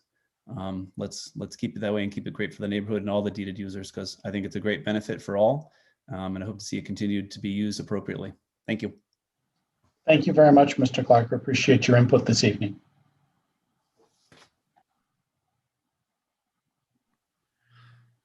Mr. Mayor, a attendee known as Mac User has raised his hand.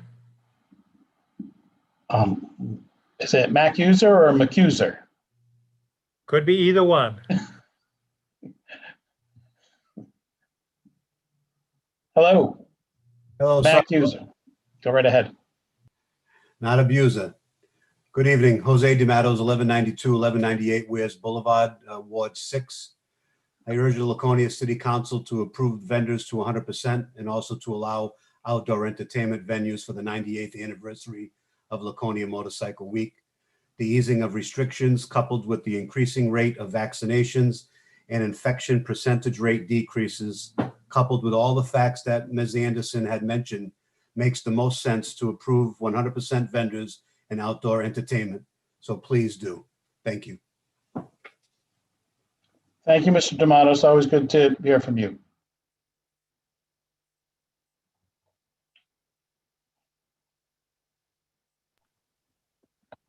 Mr. Mayor, Debbie and Chris Cost have raised their hand. Thank you. Welcome, Debbie and Chris Cost.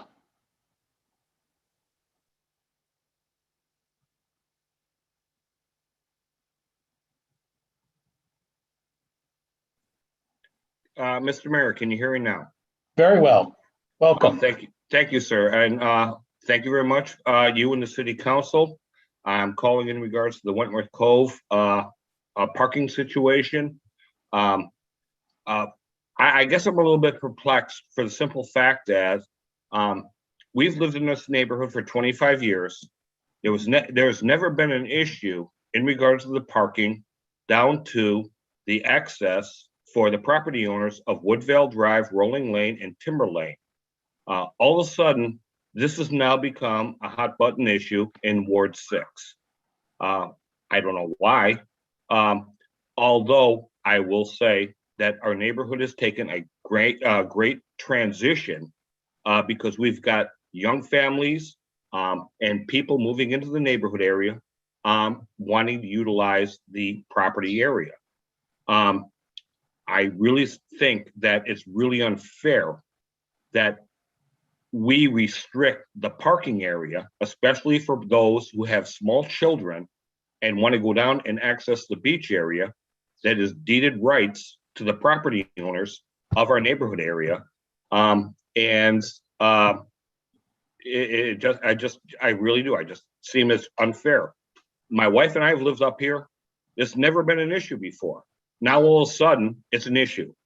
And we are really scratching our head saying, oh, why is this an issue?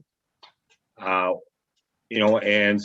property owners have approached Councilor Felch on this whole issue, and we've appreciated his response and really hope that let's come up with a compromise then. But to sit there and shut off the parking to all the residents at Woodville Drive, Rolling Lane, and Timber Lane, I think is just very unfair. And I really think that the city council should take serious consideration of just coming up with a compromise so that we are allowed to access our deeded rights to the lakefront of Winnipesaukee. Thank you very much. Thank you very much, Mr. Cost. I appreciate your input.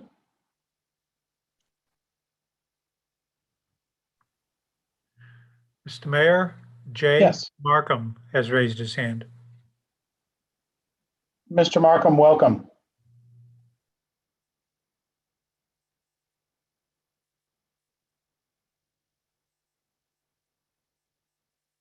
Sorry, I had to get off mute. Can you hear me now? Very well. Yeah, so I'm a resident. I own two properties actually on Wentworth Cove Road. And although I do not abut the right of way, you know, I have to tell you, I've been witness to a lot of things that are going on that have raised the issue of the parking and raised a lot of the other points that are discussed here. And I'll just make a few comments. Number one, I'm kind of amazed that this comes down to people are trying to say it's the result is a restricting of access of children and the elderly and those kind of things. That's not the issue at all.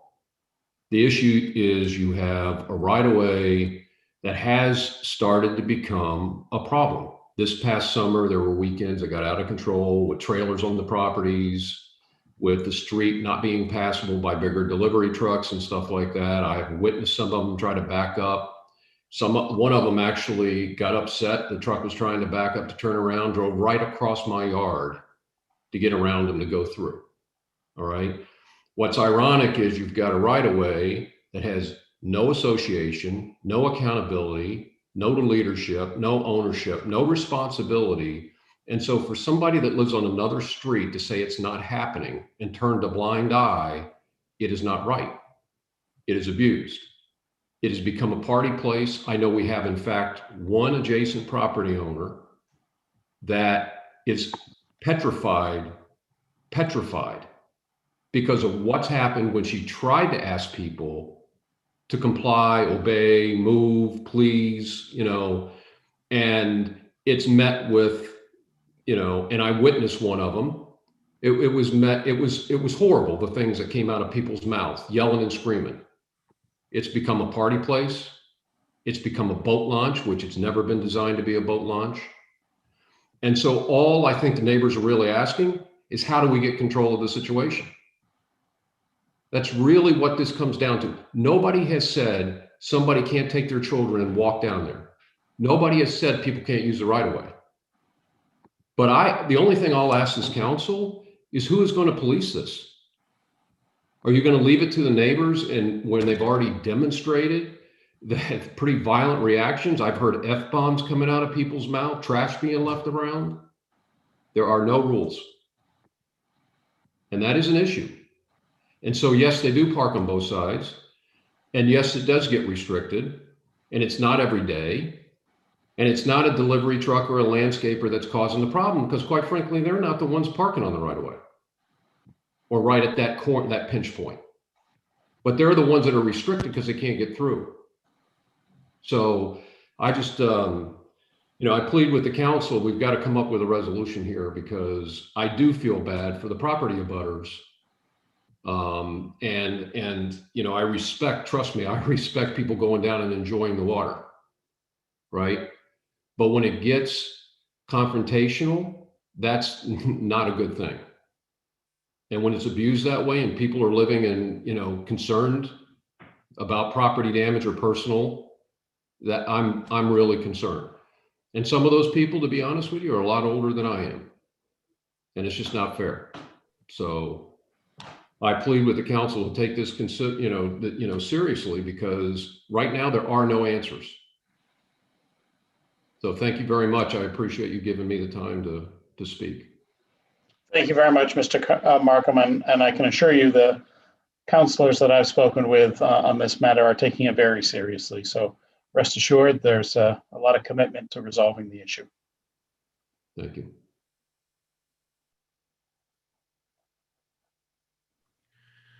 Mr. Mayor, Rich McNeil has raised his hand. Mr. McNeil, glad you could join us. If you let us know your connection to the city. Hi, I'm a resident of 47 Rolling Lane in Ward 6. And I just want to comment on a couple of the last comments I've heard talking about the parking issue. I sent an email to the city council email address. Hopefully you folks received it, with 2 pictures of landscapers on either side of what is the so-called pinch point of the access for the right-of-way. One actually blocked the right-of-way for over 4 hours. So I guess if we are going to enact a parking ban, this will be in effect for all vehicles, correct? Landscapers, residents, you name it. That's my only question. I mean, if it's fair for one, it's fair for all.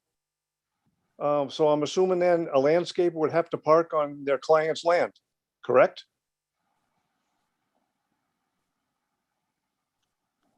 Appreciate your input, Mr. McNeil. Any other thoughts? No, that's it. Thank you. Thank you.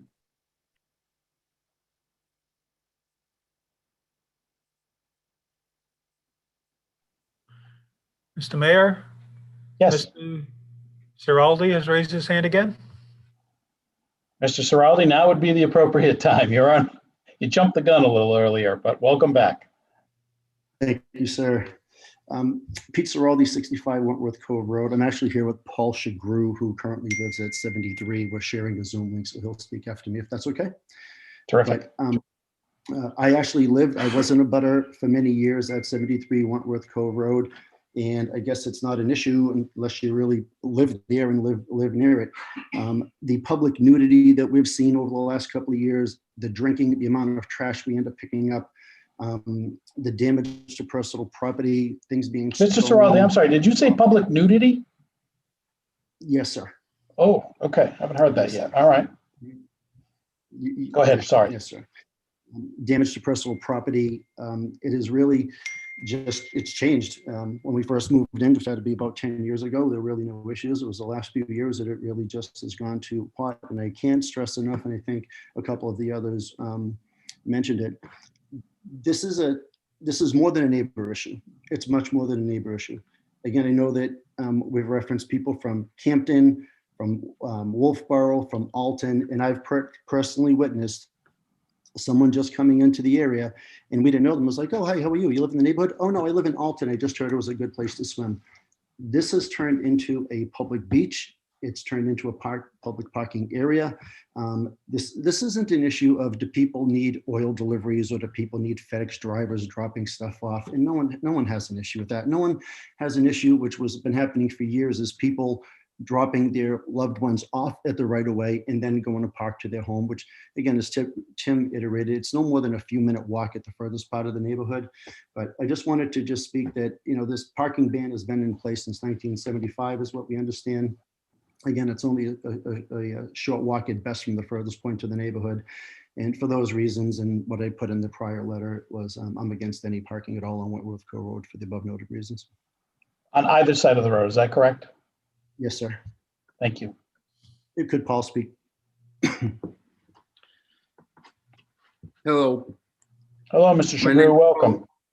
How are you, Mr. Very Mayor? well. I'm Paul Shagru. I'm at the other side of the right-of-way, 73 Wentworth Cove Road. Over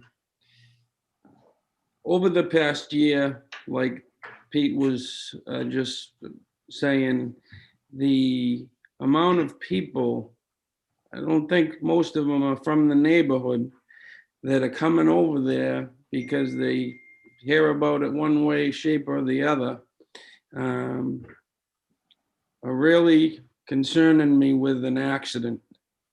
And I wanted to ask the question, who would be liable for that? Because when I try to back out of my driveway, if there's trailers or cars there, I mean, it's hard. I don't think the right-of-way is 20 feet wide there.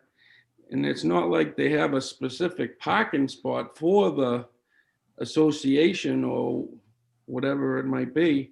And if you're not living there, you don't get to see it all. But like I said, it's most of the people aren't from the area. I don't think anybody putting their kayak in and going for a row is bothering anybody. I don't think anybody's going to bother them. But I think we really need to take a look at this. It's a serious problem. And I just don't want to see anybody get hurt, or if there's an accident in the water, I don't know how they're going to get down there, because like Jim Markham said, there's a pinch point over there and it's a rough spot. And I won't take up any more of your time. I had wrote my letter, and I appreciate your time tonight. Thanks, Mr. Shagru. Appreciate your input tonight. You're welcome.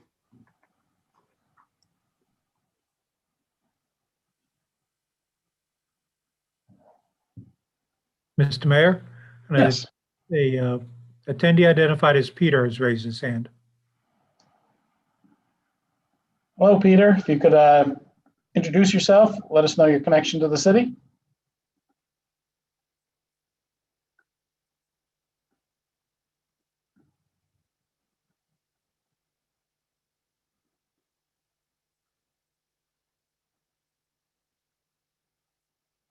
Peter, you are, it indicates that you're muted right now.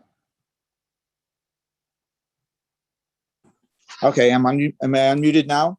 Yeah, you got it now. Yes. Hello. Oh. Hi, I live at 64 Woodvale Drive, Peter Sampson. There's some indication that there's people that aren't deeded that use that beach. We do need to start an association and could be open to input as to how to police it. Maybe parking stickers on cars, and if the car doesn't have a parking sticker saying that you're deeded rights because you're from the neighborhood, then those cars can be towed away. I don't want to see anybody using the beach that's not deeded there, and it's very just unfair for other people to use it. So if we started an association that we create some type of a policing method, would that help resolve the parking issues if we can control people that park there as long as they have stickers? That's a good question. Can't say. Okay, that's all I have to say, I guess. Terrific. Thank you very much for your input this evening, Peter. Thank you.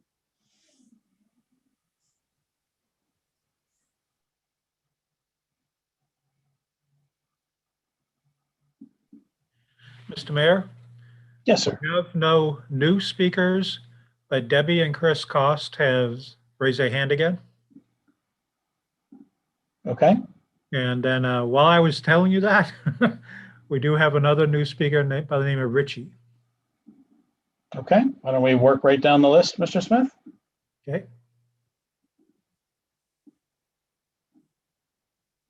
So this is Richie. Good evening, Mr. Mayor, City Clerk, City Manager and Council, and all local residents. Who's this now? Richard Holmesy here from Woodville Drive and Summit Ave, Laconia, New Hampshire since 1999. What this is about, from what I'm hearing, and I'm hearing a lot throughout being in the neighborhood for so many years, the increased usage has increased over 4 or 5 years. Specifically, it was quiet for a very, very long time. I think it's about water access. This is, in my deed, one of my deeds, it says it's water access.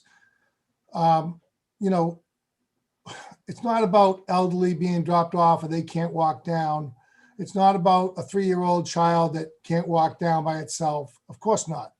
But I think if we're talking families and more families coming to the neighborhood, I think there could be, one person, the mother, the father, the 65-year-old or 60-year-old grandfather can drive people down, drop them off with their canoe, their kayak, whatever they want to, their float, throw in the water, what they want to do, and then drive back to the house.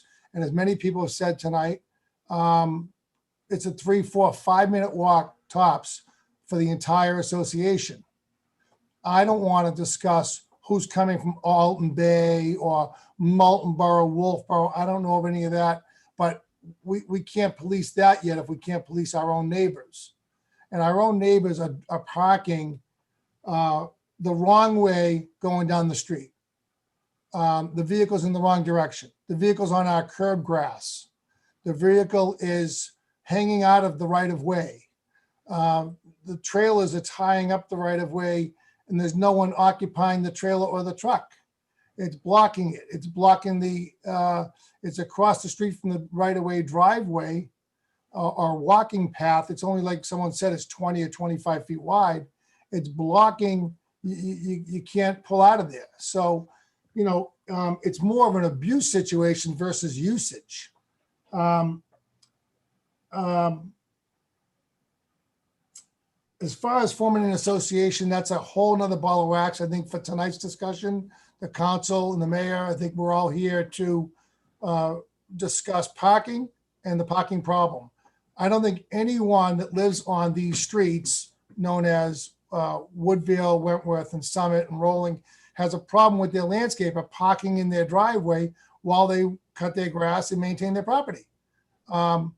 Contractors, they park in our driveways while they're doing our electrical work. Those aren't the problems. It's the summertime is coming now. The summer months are coming. The hot weather's coming. People are going to want to use this access, but it's water access. It's not privately owned by John Jones and Bill Smith and Mary Bellows. It's owned. It's used and allowed to be used by 44 properties or so. No one specifically owns that. I can't say that. I should say the 44 houses don't specifically own it. They have a right of access, water access to it. So, who owns it? Does someone know who owns it? Is it owned by one of the two houses on the left and right of it? I don't want to see it be taken away from our 44 properties. I want people to use it and access it, but it's being misused. And the things that I've heard Mr. Markham say tonight, people swearing, leaving trash, all these things, it's a fact. It's happening a lot. The police have been down about the misuse of golf carts in the neighborhood. That's another problem. You can't drive a golf cart without the proper registration tags and so forth, and people are doing that. They're driving. So what we're trying to, Mr. Homsey, what we're trying to do here is just keep it onto the item that's on the agenda. That's all. I Making get good that, point. but vehicles have nowhere to park down there. If the no parking ban is in effect, then it stays in effect, and it has to be policed. And if it's policed, people won't park there, and they'll walk down with their stuff. Everyone will get along. There's no need for 20 vehicles to be parked there and blocking everyone's driveways.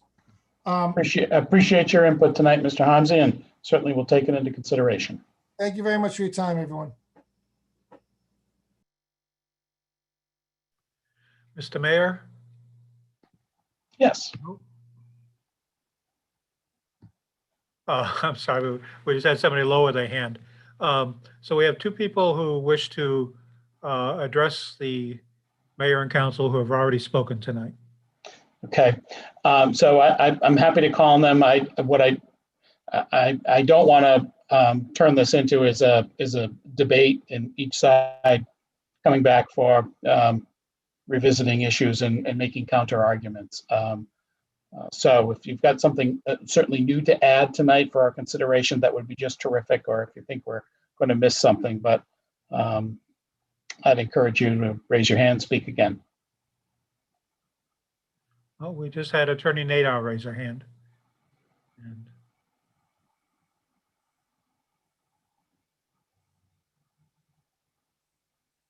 I don't know if her hand is still up or not. It doesn't. It is. So Attorney Nadeau, if you're available, and love to hear from you. Hello there. Could you hear me? Very well. Welcome. Nice to have you. Thank you. I've been listening to a lot of the commentary, and it's very well thought out.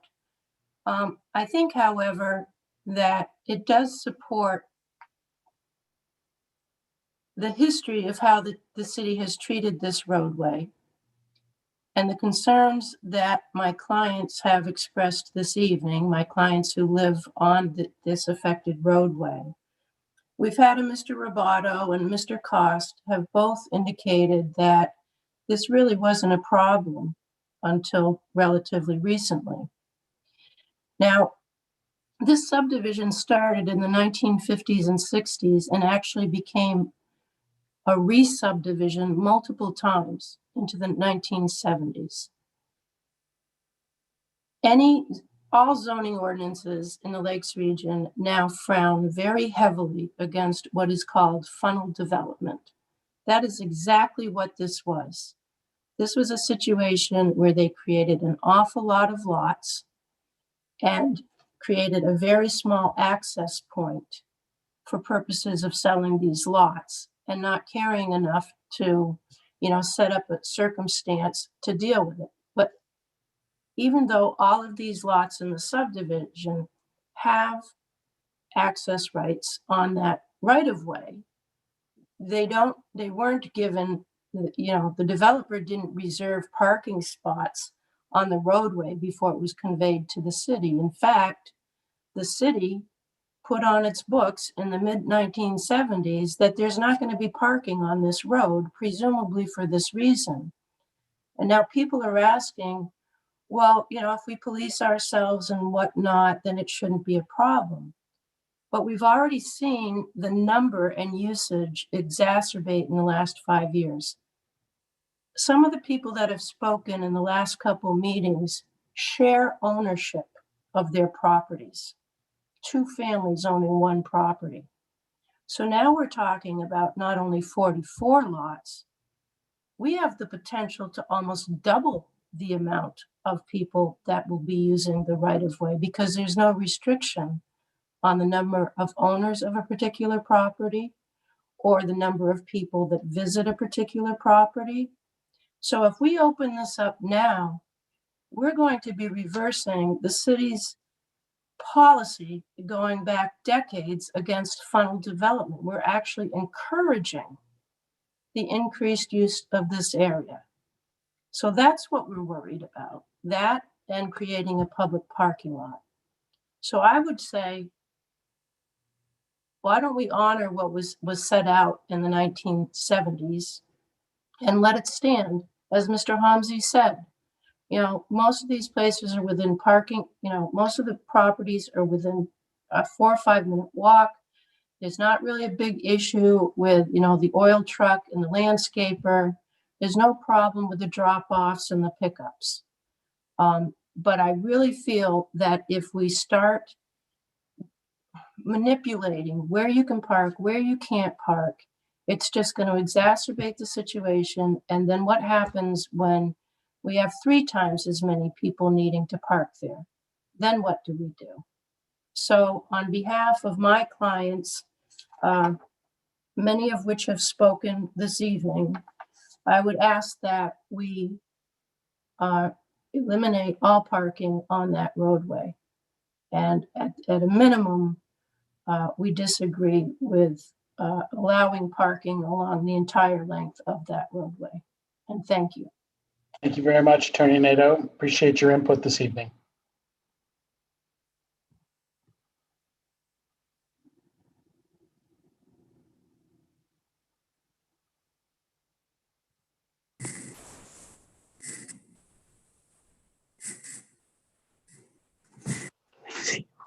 Mr. Smith, looks like we have someone by the name of Lynn who's raised. That's right. Excuse me. Yes, Linda's raised her hand, Mr. Mayor. Lynn, if you could introduce yourself, that'd be great. Good evening, Mr. Mayor and the council. I live at 100 Wentworth Cove. I guess I have a couple questions. Lynn, what's your last name? I missed that. I apologize. I'm sorry, Bjorkman. Okay, thank you. What I'm trying to understand is I live directly across from 91 where the parking ban is. I bought the property with no anticipation that I wouldn't be allowed to have guests park in front of my home. I don't think there's many homes that have 2 families. I think I take a different tack than Attorney Nato. I don't think we're talking doubling the amount of people. I think those are very limited instances. But I guess I'm concerned with, is this going to be a parking ban on the entire road for 365 days a year? And are we as residents getting that lucky break that our landscapers can come? Or is this going to be on one side of the road? I guess I was a little late to the meeting. I apologize. My other meeting ran late. So I'm trying to understand what's the intent here. The intent, as I understand it, is all options are on the table right now. Consider, how we can address the issue.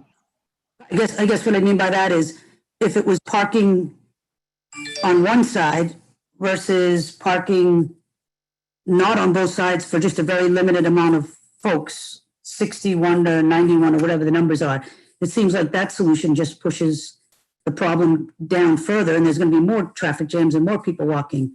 It seems like if there's any viable opportunity, it should only be on one side as opposed to a total parking ban on both sides from 61 to 91 to 65 or whatever the numbers are.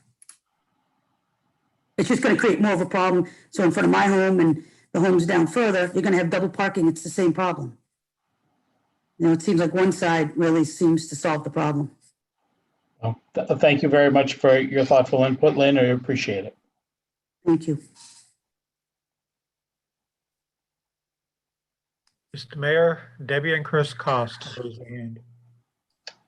Mr. Cost, if you're back with us. Yes, I am. I'm a little bit perplexed about some of these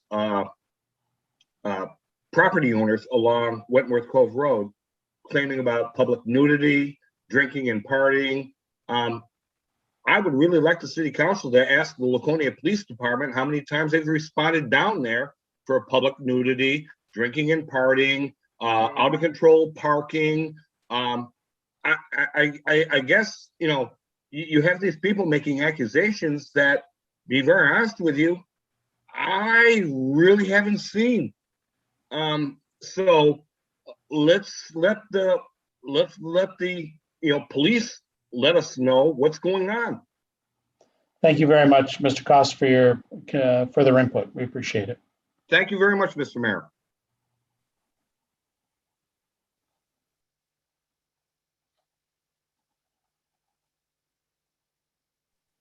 Mr. Mayor, no other hands are raised at this point.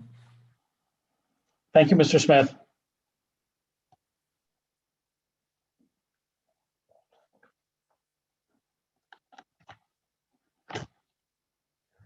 So moving right along right now to item number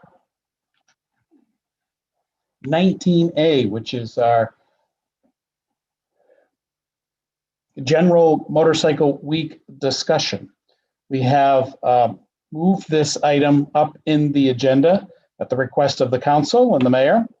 And certainly now is the, we indicated at the last meeting that we would be pushing off any final decisions until May 10th tonight, certainly in anticipation of having an opportunity to see more data coming out of the state in regards to vaccinations, the number of cases of COVID-19. Just as we have indicated right along here, it's and I appreciate all the time that fellow councilors have put into this issue as we've looked at the data, tried to analyze the data as best that we can, and tried to balance the priorities for us, which are public health within the city, as well as the small business impact that COVID-19 has had on our local economy. So that being said, I've spoken with many of you already about some ideas, and I'm happy to open this up on the floor just a little bit here. And certainly I know Councilor Felch, you felt very passionate about this right along. Wondering if you'd like to lead off the discussion to get us going here. Sure. As we've seen, a lot of people are interested in going 100% vendors, entertainment tents, bringing stuff outside, spreading people out. You know, if you have 100 people with 4 vendors, you got an average of 25 people at each vendor. If you only have 2 vendors, now you have 50 at each vendor. So our objective is try to spread people out. And the same with the entertainment tents. That's just bringing people outside instead of having them inside where they're now 100% occupancy if they want to be. Hotels are full, as you've heard.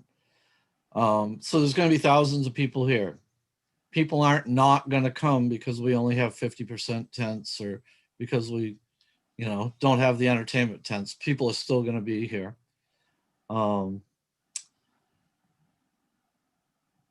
At some point, I'd like to make a motion. I'll hear from the other councilors first and hear what they would have to say.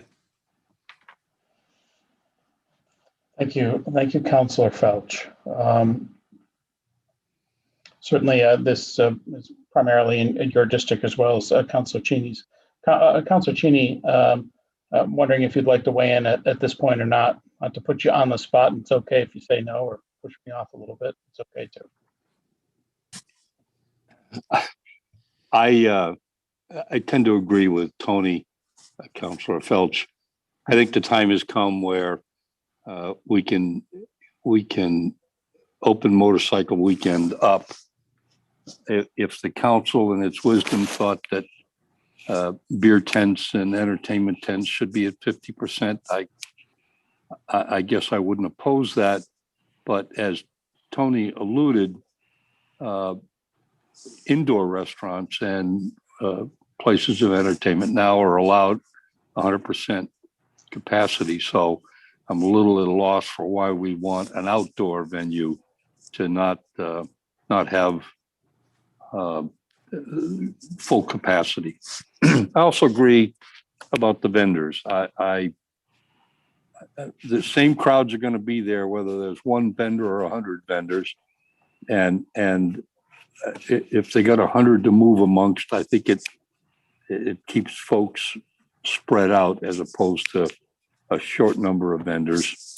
Beyond that, the city takes in a not insignificant amount of money from permits. So in short, not being on the spot, I largely agree with Councilor Phelps. Thank you, Councilor Cheney. I knew putting you on the spot was no big deal. You could handle it. So well done.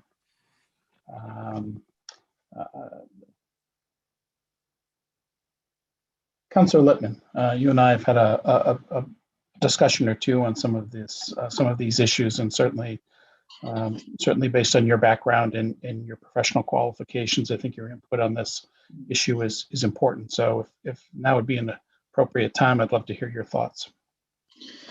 Sure. Thank you for the opportunity, Mr. Mayor. Let me begin by saying we have young children and vulnerable individuals who aren't able to get vaccinated in our community. And avoiding attending the event does not necessarily keep them safe because how the virus gets transmitted and subsequent interactions. That being said, I think a modicum of consideration seems reasonable to me in terms of how we go about this. We heard from the school budget process that 13.5% of the students are still operating on a remote basis, which gives you some indication that not everybody is comfortable with the situation. And I think I do take some perspective on what Councilor Felch said about, having more outdoor activities. And I did listen to what Jen Anderson had to say about, doing things on the outside. But I think in terms of, a no holds bar kind of event, 100% just let everything go is totally inconsistent with what every other outdoor event is experiencing. So I guess to the extent that, I sense that the council is prepared to increase what we do. And again, I think we've already approved a lot that can be done. I do hope that we can still have a modicum of consideration for those in our community that are vulnerable. Young children can't be vaccinated, and some adults can't be vaccinated even if they want to. So I think in terms of, from the city's perspective and we need to reasonably, move forward if we're going to have more outdoor kind of activities, that we put some time frame on when people can come forward. I think it's been suggested that applications begin by a certain date, maybe May 21st is a reasonable date, and that they be approved by May 28th, so that we can also protect our city employees in terms of what's going on. I hear the term entertainment tents, and I think the issue there is, again, and if you look at what the governor has said, what the reopening task force said, they didn't say no holds bar. They said they recommend that you follow the guidelines that are in the governor's reopening guidelines. It doesn't say just ignore them, that everything's all set, because it's not. That being said, I do see some advantages to doing more things on the outside if they're planned well, meaning things like, rather than having 100% capacity in a tent, is to have some number less than that, and to also, as Councilor Cheney intimated, some reasonable capacity percentage, also with recommendation like you would do in any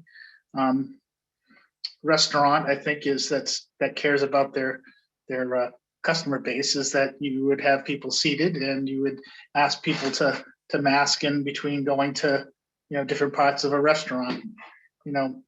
What I thought I heard Jennifer Aniston say is, they want to practice safely. They care about the people who are coming here. And I think they obviously care about the people that live here. And so I think that, spreading things out is not necessarily a bad thing to do.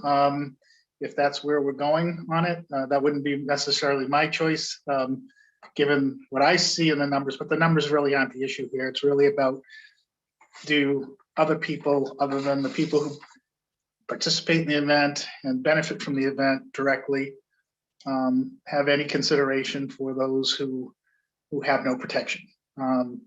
And so I'm hoping that the council can, if they're going to go forward with approving further opening, that they do it in a more prudent fashion than just no holds bar, because I think that's not being fair to those who can't protect themselves. Thank you very much, Councilor Littman. I appreciate your input. And I know your question was rhetorical in nature, and maybe I misunderstood it, so correct me if I got this wrong. I believe deeply that Laconia Motorcycle Week Association and all of their members and the local businesses do care deeply about our community and those that are probably a little more vulnerable to this virus than others. I think it's a degree. It's really degrees that are difference between what the priorities are. But I don't think any business that I've spoken with recently locally, or any interested party, has turned a blind eye towards the community, our public employees, the children, certainly those adults that are unable to receive vaccines. I know it's may not be front and center for them, but I know they don't miss the point that there are some people in our community that remain vulnerable to this, and they're concerned about them. So sorry if I mischaracterized you in any way there, Councilor. No, that's what I was trying to say, is that I think, what I heard tonight from Councilor Felch with respect to doing more outside, I can't argue with doing more outside if that's going to help reduce the quantity inside. I also heard Jennifer talk about, trying to be prudent about this. I think, being prudent about the entertainment tents or the what have you is not just about saying just do it 100% like it's 2018 or 19. I think that there still has to be planning that goes into that, and you need to give the city staff time to, I heard the fire department knows how to set a limit or whatever. There's got to be time to put something together that does in fact lead to, the most that we can do to help those who are vulnerable in our community. This virus is not, if you don't go to the event, doesn't mean you're not at risk of obtaining that virus from people who go to other parts of the city, whether it be stores or what have you, or the people they encounter with. So I think, practicing, the governor's opening guidance didn't say no holds bar. It said, follow these universal best practices. And what I would hope that we would do is, if we're going to open it up further, that universal best practice guidance be part of what is used to approve these additional opportunities to be outside.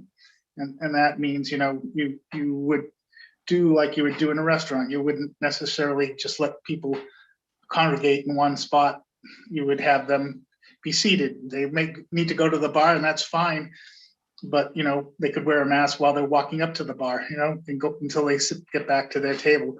I mean, there's things that reasonably could be done that are within the governor's and reopening commission's best practices, and there could be some limitations set that are prudent. There's no way that you can guarantee there's no risk. That's just not the way life is. But taking inordinate risk and being maybe the only venue that opens up 100% just doesn't seem like we're taking consideration of the vulnerable in our community. And we can debate the numbers, and that's not what I want to do tonight. I think I just want us to plan in a way that gives consideration to young children and vulnerable individuals in our community unable to be vaccinated, and that gives the city staff reasonable protections in planning and implementing what I suspect is going to be approved later. So thank you, Councilor Lippman again. So to move this forward just a bit, and I don't mean to deny any councilors an opportunity to speak up on this, but just to cover really where we are in the state as of May 7th. The mandates from the state have been generally lifted, and it's now referred to as the universal best practices as to how we should go about reopening certain aspects of our economy. Certainly we are, I think we should be prudent in the city. We should be cautious about how we're doing this, and we should be thoughtful. And I think we've got the ability to do it. And I think we have the ability to have a very successful motorcycle week. And also allow businesses to thrive and people to come to the city and enjoy themselves. So I'm been thinking about this quite a bit recently, and I too believe that it's people outside venues, in my mind, are preferable to the inside venues, which tend to pack people in close proximity. But if we can go outside, if we can encourage more people to go outside and socialize outside, and also have significant airflow, which I think is good, I think that's a wise thing for us to do. So, as beginning to frame out a motion here, I think the city can get back into the outdoor entertainment venues. If we were to go into what traditionally were tented venues that we saw in some of the parts of the city, I would suggest right now that the sides of tents be raised so that we don't inhibit airflow from within a closed space. So I think within the tented area, or a cordoned off area, if you will, encouraging people to be seated at tables, and that if they are not seated, it's because they're going up to a service bar or a lavatory, or they're moving maybe from one area of the venue to the other. So ensuring that if it's a 500-person tent or venue, make sure that there are 500 seats that are available to folks. I would also ask the council to consider that we require these outdoor venues to have sanitizing stations within the venue, and to consider perhaps one sanitizing station for every 500 person, or excuse me, for every 100 person capacity. So again, if we have a 500 person capacity, then we've got 5 sanitizing stations within that venue. I think we also take into consideration, and this really comes from universal best practices, where businesses are encouraged to have properly distanced tables, and that there is perhaps a 25-foot distance between any stage where music or entertainment might be performing and the front row of attendees. And I also think too that in encouraging the outdoor venues and those that want the permits for them, as well as anyone applying for vendor permits in the city, making sure that we provide them with the universal best practices that have been issued by the state, and make sure they understand that they have a social responsibility. to read them, to understand them, and to do their best to abide by them. In response to what you spoke about, or you termed as a no holds barred, Councillor Littman, I think the city should retain the ability that if one of these outdoor venues or entertainment venues gets out of hand, and I'm not quite sure how to actually define that. I think you know it when you see it, and hopefully we never got to that point. I just think that the city still maintains the right that if people are in complete disregard of the universal best practices and capacity limits, we have the right to close them down as well. And I think that's really saying we're not just going to put rules in place and not pay attention to them. We are going to pay attention to them to the extent that if we want to work with our local business community, and these are local entrepreneurs that depend on this week, but we've got to be responsible as well. And if they are totally non-compliant, we've got to be able to take some remedial action associated with it. And I also share with your concern too, that making sure the city has time to any approvals have to really be done by May 28th, and make sure that there are no administrative approvals after that, because that we need to have ample time to prepare for this as well. So I guess that framework lays out a couple of things here, and it's somewhat consistent with what Laconia Motorcycle Week Association has requested, that we do allow for outdoor entertainment venues. I am a proponent of the portable beverage containers, which will allow people to remain outside and to get their refreshments without having to go inside into a 100% capacity. And I certainly am a proponent right now, because I think we should allow for 100% capacity for vendor tents. And I agree with Jennifer Anderson, and that most people at the vendor tents are really at the table in the front. They're not really in the tent. And those that do go into the tents are usually going in, picking out their items and coming out. But so those are a couple of things right now. And I think the data backs us up a bit here. And I realize it's a very fluid situation as far as the trend. The data trend right now is very positive in the state. We are seeing an increase uptake. We're seeing a good uptake on the vaccinations.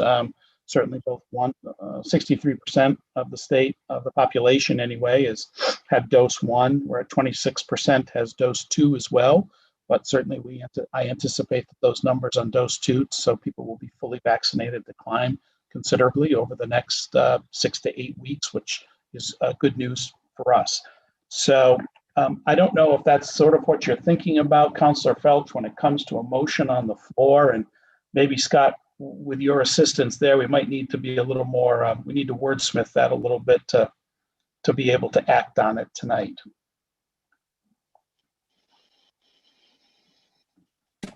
Yes, thank you, Mr. Mayor. I think that would be appreciated. I think that covers the key points, but that also, and maybe it needs to be in this world, allows some common sense administrative collaboration between, fire, police, planning, special events, and myself, to kind of take your intent and mold it into something. And I think a couple of things I would just offer up for applications that we would receive, not necessarily for additional vendor space, if that's where you go, or additional vendors on one particular parcel. So I think that's fairly black and white, but focusing more on the beer tents and the added capacity for entertainment, I would suggest the approach we would take is ask the applicants to self-identify what steps they can take within their application. So it's a collaborative effort, as opposed to, I want 100% and now the city's the bad guy type of thing. So maybe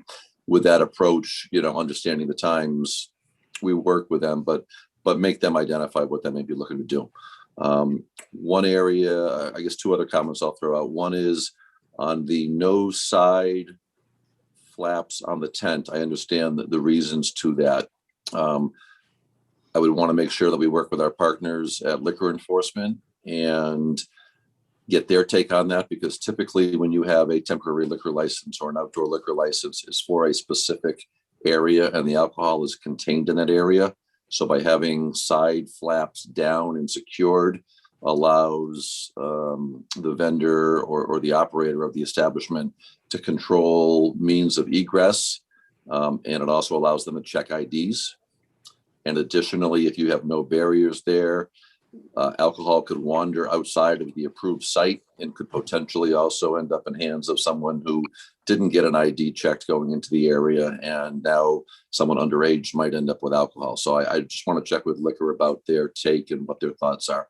One solution might be that the side flaps are down partway and there's some of that hurricane fencing to that. So there's still a secure barrier, but you've got an opportunity to have some airflow come in and cross through that. So I would just, with whatever you do, I'd like the flexibility there. And I believe the one thing, just to kind of put it out there, that we would not be doing is we would not be going into existing bricks and mortar establishments and now saying to them, okay, because we're opening up some outside and we don't want the inside to be crowded, you no longer can have a capacity of 100 people in your business. We're going to cap you at 60%. And all of a sudden the bricks and mortar are smaller. So that I don't want anyone to think that by opening up the outside, we're going to do anything different than what the state guidelines and the best practices call for as far as occupancy inside. I wouldn't know where to draw the line between what businesses you do and what you don't. Do you do it the entire city? Are we doing it on Union Ave and downtown and South Main Street? So that would be a non-starter for us, is to try to go in and override someone's approved occupancy number on their permit as it stands today. So, I think if, you used a motion to encompass some of the points and allow staff some discretion so that we look at the 25 foot, we look at the table separation, we look at the particular layout of what might work, and collaboratively, hopefully trust in me and trust in your senior leadership who've been doing this for years to understand your intent and try to apply common sense to it with the various applicants. I think certainly do trust you and the leadership within the city. I would also perhaps suggest, and we're interested in your feedback, I'd love to have a counselor work as a liaison with that working group that you have within the city. I'd also like to participate in it as well. And that way we'd have a nice link between the council and the working group. Sure, absolutely. And I do specifically appreciate and encourage a firm date for applications to come in. The city, we've already indicated, will be nimble in trying to schedule some additional meetings and get these approved if you do vote for something tonight. So we will be accommodating. But I really like that May 28th date for the final date that an approval will be issued, and that nothing will happen after that. If you did a May 21st, somebody either submits a revised application or a new application if they've been holding out, waiting to see what the event might look like. May 21st basically is, one day short of 2 full work weeks from where we are today. So a lot of these sites have had plans for years now. So to come through and revise a partial approval, if you will, to go for a full approval really shouldn't be that much of a burden on existing property owners. So, but the city will happily work with a council liaison and you, Mr. Mayor, on this. Okay. Thank you, Councilor Lippman. I just was wondering, I thought city manager made a good suggestion in terms of just sort of it being a one-way conversation, that applicants propose what they intend to do. And I think proposing what they intend to do against the universal best practices. And I'd like to see the council support the implementation of following the best practices, and where there needs to be a variance from that be explicitly understood, and see what can be done to mitigate it. So Scott, in some respects, without making a single omnibus motion here, that might be a very convoluted. I'm wondering whether we can break this down into 4 bite-sized motions, and be interested in tell me if I'm all wet on this. But certainly the first thing is to Councilor Lippman's suggestion that anyone applying for and receiving permits within the city for Laconia Motorcycle Week, 1, receive a copy of the universal best practices, and 2, understand that, how did you phrase it again, Councilor Lippman? I think basically if in their proposal is to, if they can't meet some of those, is to propose how they intend to mitigate it to the extent possible, you know? So could that be one motion right there, Mr. Myers? It could. I would almost rather you kind of lay out what the 4 motions are, or the 3 motions, so that everybody knows what the full package looks like, because I would hate to have you guys get partway through and then all of a sudden say, well, I didn't know that was going to be the last motion. So okay, I mean, so that, let's say that's the first element of the motion, okay? Timing. Absolutely. And I would say that we would maybe to tie along with that, what Councilor Lippman said, that anybody who's coming in, who's already gotten approval, who's looking for a revision, needs to be submitting what they intend to do in conjunction with the best practices guidelines on how they feel they can go from what they got approved for to something larger. And then obviously for anything new, since we're already on May 10th right now, anybody new coming in we would request they would also self-identify how they can comply.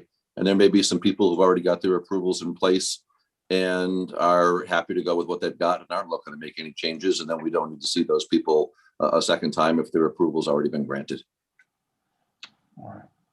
So is that clear to the councilors right now as to what we've discussed? Councilor Susie, is that clear to you or not? What sort of the general framework we're working on here? Generally, but I like to see or understand what is the actual motion. Sure. So this is I think this is the motion we're laying out right now, and I think these are the first 2 bullet points within the motion. Okay. Okay, and I'd like to hear from Councilor Felch, since he made the his initial situation. Okay, and it's between him and Councilor Cheney's representation. So yeah, I'm up in the air of trying to enforce a recommendation. It's recommended guidelines, practices, whatever, but exactly what it is recommended. I don't feel that we should be enforcing something that's recommended. We shouldn't have different guidelines for outdoor events, which are safer than we do for indoor events. So effectively, you're saying no holds barred, Councilor. I believe we can recommend that, but it's no hold bars inside. We can't do anything about that, right? No, but again, the idea of no holds barred may not be. That wasn't the words I was going to use. No, that using that term may not build consensus on this council this evening. Therefore, I think we just want to find out how we can build consensus that allows for a close to normal motorcycle week that's successful for visitors and businesses and our community. So, I mean, I think that's what we're trying to work towards. Mr. Councilor Mayor? Susie. Yes, Yeah. Councilor Susie. When people come and do their applications, okay, let's say we're talking mostly here about outside venues, right? I mean, don't they put on there how many people they're going to have at the venue? Oh, I'm sorry. I'm going to have to defer to the city manager on that. I don't know. So on a special event or a motorcycle week, yes, someone is going to either show where they're putting vendor tents and how their site is going to lay out. And that gets reviewed for simple things like public safety and is there appropriate lighting if it's late at night when people might be coming back in the area? Do they have portable lights or are bathrooms needed or trash receptacles, those types of things?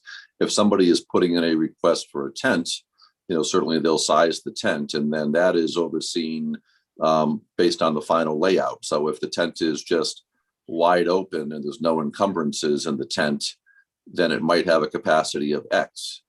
But if within that tent, you've got 4 portable bars and 2 stages and 10 temporary bathrooms, and your square footage is reduced because you've got obstructions built into it, then your capacity is going to be Y. So that's why we really need a detailed plan. And I just can't give you a cookie cutter answer. But yes, that is, each plan is reviewed individually, and based on what is designed to be there, a capacity number is assigned to that. Okay, so to get back to Mr. Mayor, your point, the fire department must have to approve this. So the fire department says you can only have 250 people inside that tent.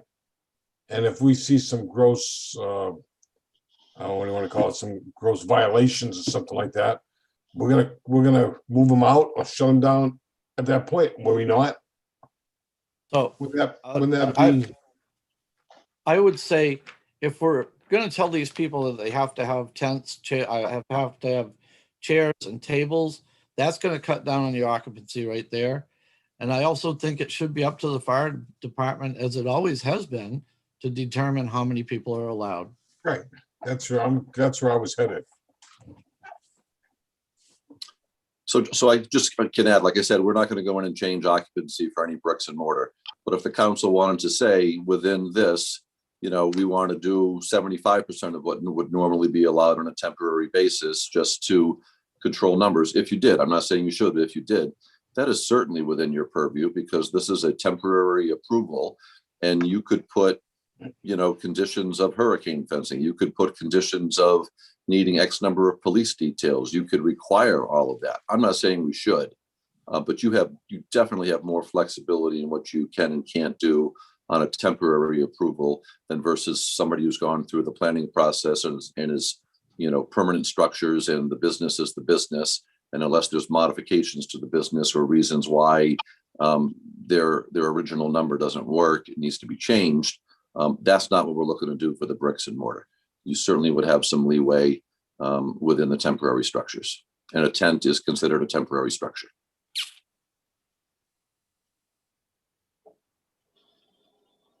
Mayor?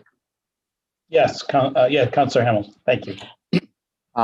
Maybe to move this along a little bit, I think there's 2 categories here. One would be if we're going to do 100% vendors on the strip, and then the other one looks like it's probably the beer tents. So I think there's probably some consensus on increasing the vendor amount to probably 100%. So couldn't that be a motion first, and then we could focus our discussion on the beer tents? Is there a second from Councilor Cheney on that motion? Any further discussion on the vendors? Yes. Councilor Lippman. I think the manager was right to advise us to lay out all 4 motions before we start voting on individual ones. Okay. Well, I don't,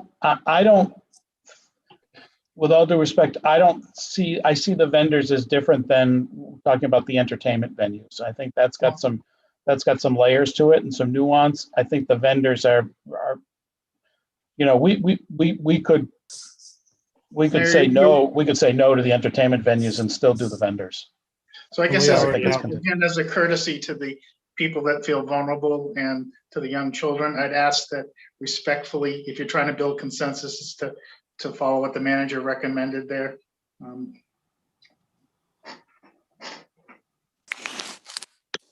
Okay. There is a motion. I mean, what do we do? Well, we're in a discussion phase right now, so yes, it's whether you want to be disrespectful to those people that are vulnerable and young children. Councilor Susie, or to have a fair discussion of the entire thing. That's all. No, and Mr. Councilor Lippman, I was just trying to understand Robert's rules since there was a motion, what we had to do. That's all. Well, I didn't make that as a motion. I made that as a comment. No, that was a presumptive one. No, Councilor Cheney made a second. Well, it doesn't matter. Okay, all right. I never said. All right. But listen, so I still think these are 2 separate things. The vendor spaces is one consideration, and then the entertainment and the beer tent and that is totally different. That's not a vendor. Okay, so that my thought on this too is I may agree with you in that respect, but I think as we in a good faith effort to build consensus here, let's find a way to put that aside right now. I think that is probably maybe a little easier question than the entertainment venues. I would prefer to check that box and move on as well, but let's just put it aside and make it part of the entire motion. Scott, can you take us back as to where we are as the first review the first 2 points that we have on a potential motion? So I think maybe the overriding one that I would encourage you adopt is that anybody who comes in for a modified application now, to Councilor Felch's point of going from whatever they were approved for to close to 100%, and anybody coming in with a brand new application at this point as part of their application should be self-identifying how they can comply with best practice guidelines. Okay. And then beyond there, assuming somebody does, and it's staff review and it passes the common sense test, then a modified application could be approved for up to the 100% space capacity, subject to safety limitations and those types of things.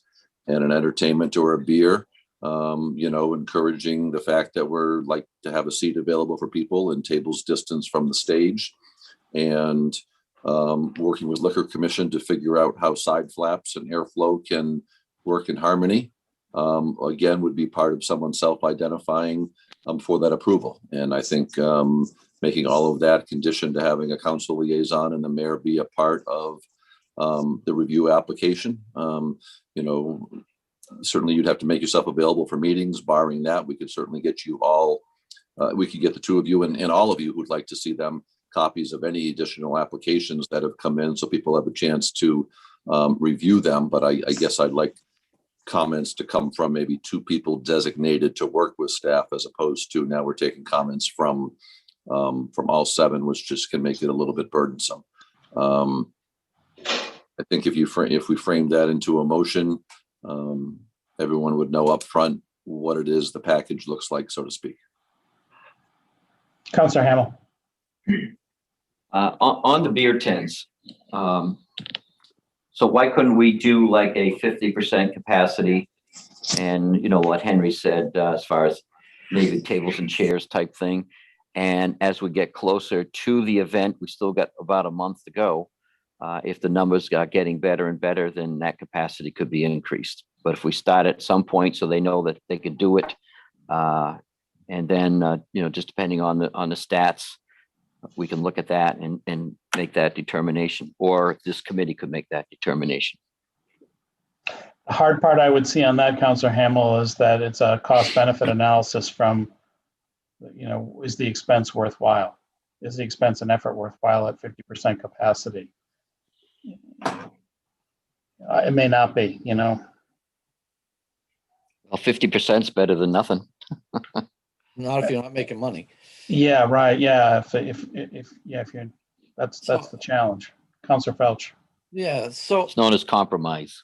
Right. So I would like to make the motion to go 100% vendors with all the stipulations that the city manager just mentioned. Allow entertainment tents with occupancy determined by the fire department, as it always has been, and suggested to follow recommendation, the guidelines. Also to allow the outdoor alcohol barrels, or whatever you call them. Portable beverage containers. Okay, portable beverage containers. And basically with everything that the city manager had just said.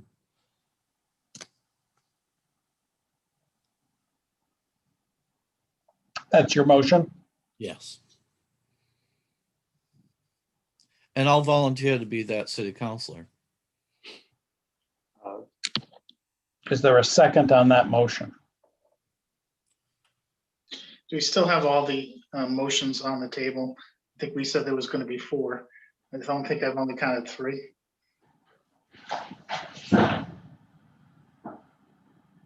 What was the fourth one?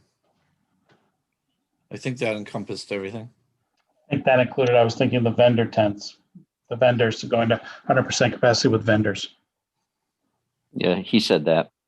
So is it, So if we have beer tents and entertainment as one, that I think we've covered that. We've got the straight vendors, number two. We understand that anyone's resubmitting or submitting new is going to self-identify within the best practices guidelines and how their site is going to do its best to meet that.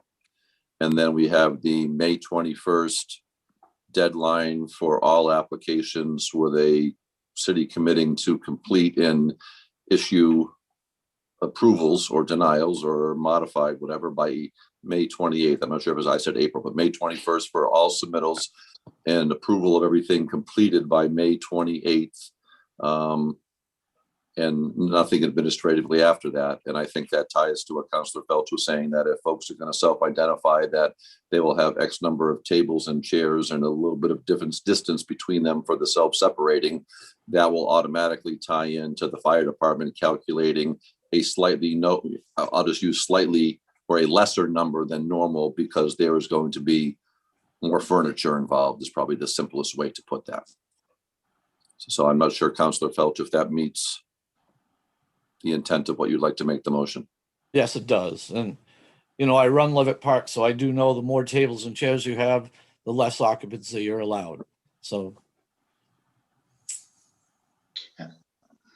Scott, I got a quick question for Scott. Will that include what you mentioned about maybe snow fence and that there to add to ventilation in the tent? Yes, within the beer tents, we'll work with liquor to see how they're going to approve something like that to make sure that the tent can meet their requirements. Okay, and also the sanitizing stations? Yes. Yes. That would be part of the self-proposed guidance of, we would work with them to have tables, encourage mask wearing, sanitizing stations per 100 people type of thing. Yes. Okay. and can we, I understand that the best practice guidelines are not legally enforceable. They're basically best practice guidelines. On the other hand, we do have a right to issue or not issue these extra licenses. I don't see why it's not reasonable to ask them to follow best practice guidelines in what they're proposing. And if they can't meet a guideline, to satisfy with some sort of mitigation effort. I don't understand why we wouldn't support that. I think I would be hoping that would be part of the self-identifying how are you going to meet these guidelines. And I'm thinking of the 3 temporary beer entertainment licenses are people who all own property and businesses locally. I don't believe any of these would be coming in from outside of our area with complete disregard. So I certainly think the lines of communication of, you know, what's good now, but what's good long-term for not only the rally, but the city of Laconia. I would be very hopeful that local business owners who have a stake in the community would be willing partners in not trying to beat the system, but to work with us in these times as we're making the effort to try to open things up and accommodate them. Scott, I think one more thing is, like we always do on these motions that relate to these kinds of activities, is that all our motions are dependent on the situation of COVID. Absolutely. Mm-hmm. Okay. Councilor Susie, go right ahead. You're muted. You're muted.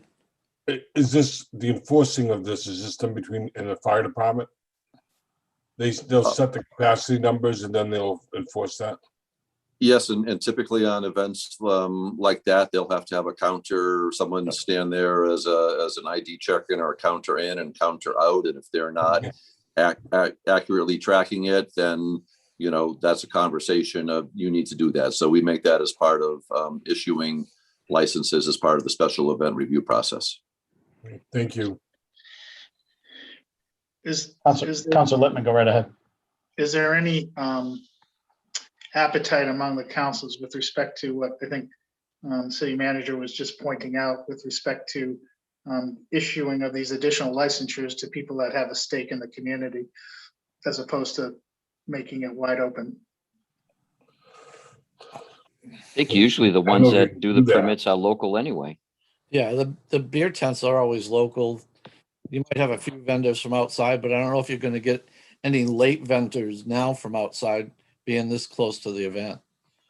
I guess I was just, it gives me more comfort if they have some stake in the community. We're opening it up in terms of enforcement. Yeah, and I don't have I a problem with agree, that. Councilor Lippman, but I think the sites that these could potentially happen are few and far between, and I won't list them right now, but I can tell you probably the three that actually work. And no other sites really lend themselves to being a brand new thing to occur at this time. So I think we are would be on solid footing. Yep. So motion made. Seconded by Counselor Hamel. Any further discussion on the motion that's on the table? Is the representation of who's on the consulting with the manager part of the motion, or is that a second item? Let's make it a second item. Okay. Okay, we'll make it as a second item. Is there any further discussion on the motion on the table? Seeing none, I'd ask the clerk to call the roll. Counselor Cheney, Yes. Counselor Susie, Yes. Counselor Littman, I'm going to vote yes because I feel people have put in the work to make this work together. So thank you. Counselor Yes. Haynes, Yes. Counselor Hamel, Yes. Counselor Phelps. Yes. It's 6 votes in the affirmative. That's unanimous, and the motion passes. I'd like, on this committee, I'd like to see Counselor Littman as part of that. So is that a motion? I'll second it. Seconded by Counselor Haynes. Further discussion? I'd actually rather see a different counselor that's more, and not myself. There's a motion made, so Someone that's more centralized. Henry will do fine. So if there's no further discussion, the motion on the floor is for Counselor Littman to be the liaison from the city council, along with the mayor, to this working group for Laconia Motorcycle Week planning. No further discussion, then I would ask the clerk to call the roll. Counselor Cheney, Yes. Counselor Susie, Yes. Counselor Littman, Yes. Counselor Haynes, Yes. Counselor Hamel, Yes. Counselor Phelps. No. That's 5 votes in the affirmative. Counselor Littman is the council liaison. Motion passes.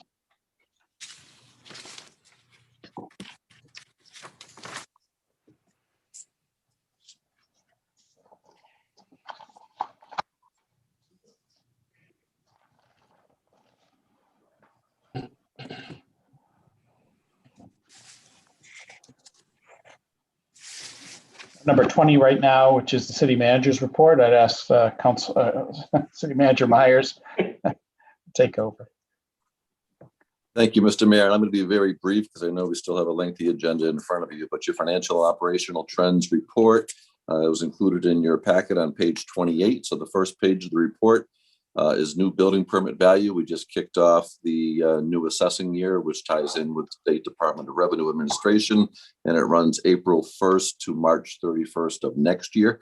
We had a very strong month out of the gate, over $7.5 million in building permit value, net building permit value pulled versus just about $2 million last year. So a lot of activity still happening across many fronts. It's big projects, it's small projects, it's remodels and additions.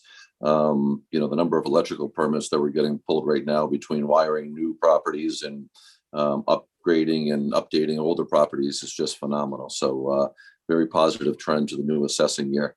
A common thread as you look through this report is we're comparing April of this year to April of last year. And just keep in mind that April of last year was the first full month when COVID had gone in and thrown a kibosh into all kinds of things. So when you look at the fire and rescue calls, significant increase in April of this year over April of last year. If you look at the public assistance data, We know there's plenty of safety net programs still in for people right now. So a low number. Last April, again, a lot of assistance programs came out relatively early, low number. You compare that with the April of 2019, 2018. It's very interesting trends if you're into some of the numbers here. Turning the page, police department, same thing, double the calls for service, which included everything that's compiled below it, number of motor vehicle stops. I mean, literally 30 motor vehicle stops last year. So while we were responding to activity and needed, we were not proactively, doing speed enforcement and other types of enforcement. We were engaging the public. So, just kind of staggering to look at these things. Bottom of the page, motor vehicle registration continues to be very strong. So there's a pent up demand and people are buying. So you can see that we're almost 88% of our way through our budget. So we're about 4 or 5 percentage points over target. Again, the overtime page is all listed there. I remind you that a number of these overtime dollars are reimbursable either through details or through FEMA funds or different pockets of money that are out there. So Glenn Smith, our finance director, doing a great job of keeping track of that. Top of page 4 of the report, again, you can see the facilities request for Parks and Rec, 19 in April of this year versus 8 last year. Next page, you can see the balances in the expendable trust. The second box down on that page, boat taxes. As we've all been hearing, boats are hard to come by, and everybody who is doing staycations and not going away and investing in utilizing the water locally, you can see our boat tax collection just short of $60,000. Last year at the same point, we were at $33,000. So the numbers are there. And again, our EMS billing, sound like a broken record, but you can compare number of calls for service a year ago at this time versus where we are right now. And I'll just point out that, some more of those trips will become billable trips. And when we truncate, numbers for the reports early in the month, there's still some hanging chads, if you will, out there.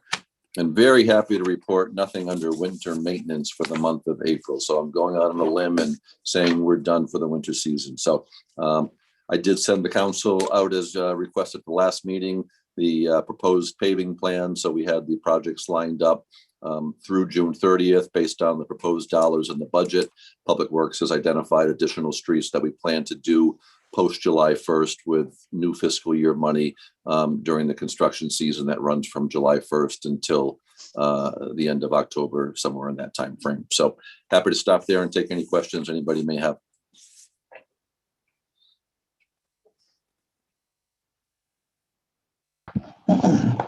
Thank you, Scott. Thank you. Moving along to item number 21 under new business, which is to amend the city code chapter 235 zoning to update sections 13, 17, and 19, making amendments related to various aspects of wetland and wetland buffer regulations. Is this something Dean would like to address? Scott, do you know, or should we read through this?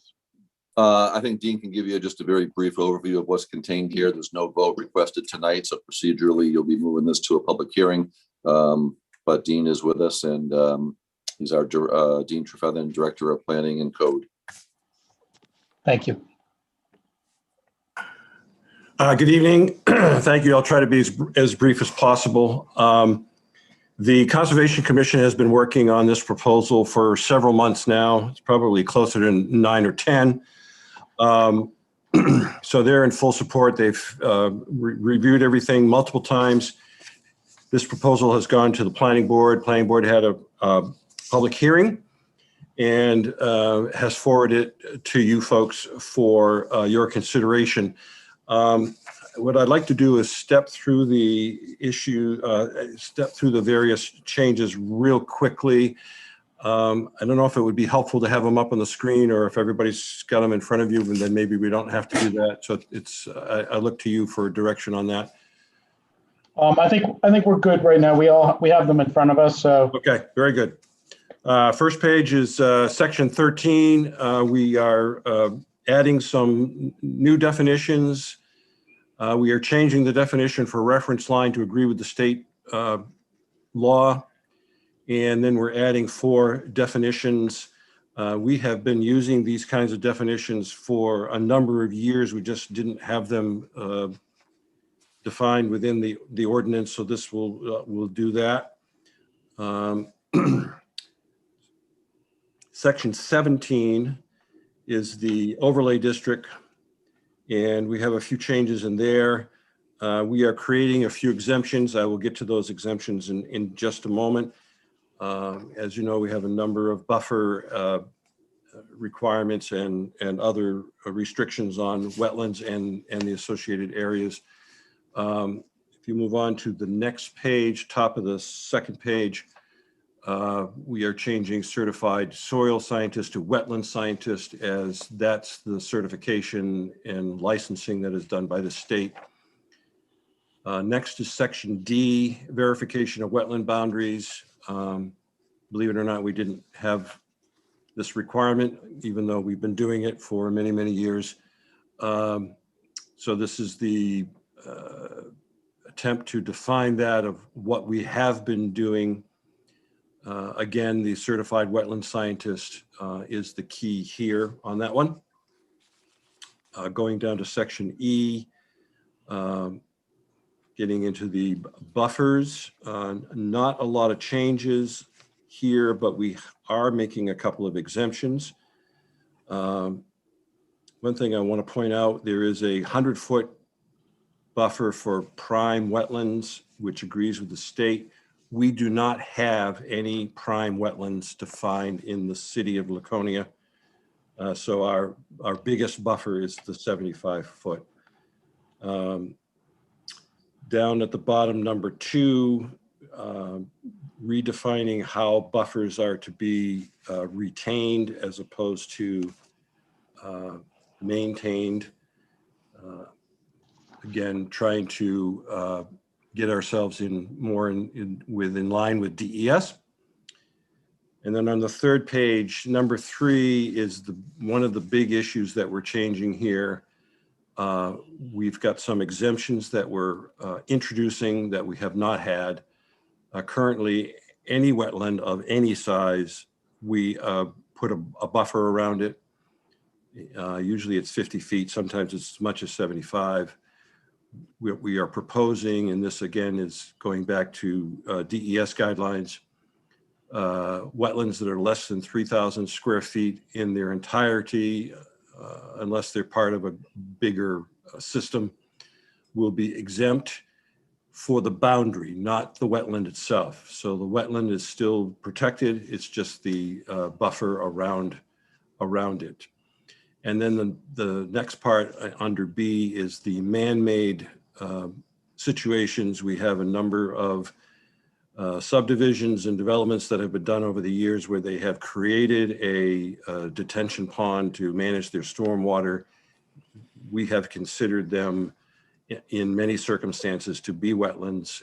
Under this, they would no longer be considered a wetland if they are maintained. And that's the key point in here, is that they need to be maintained.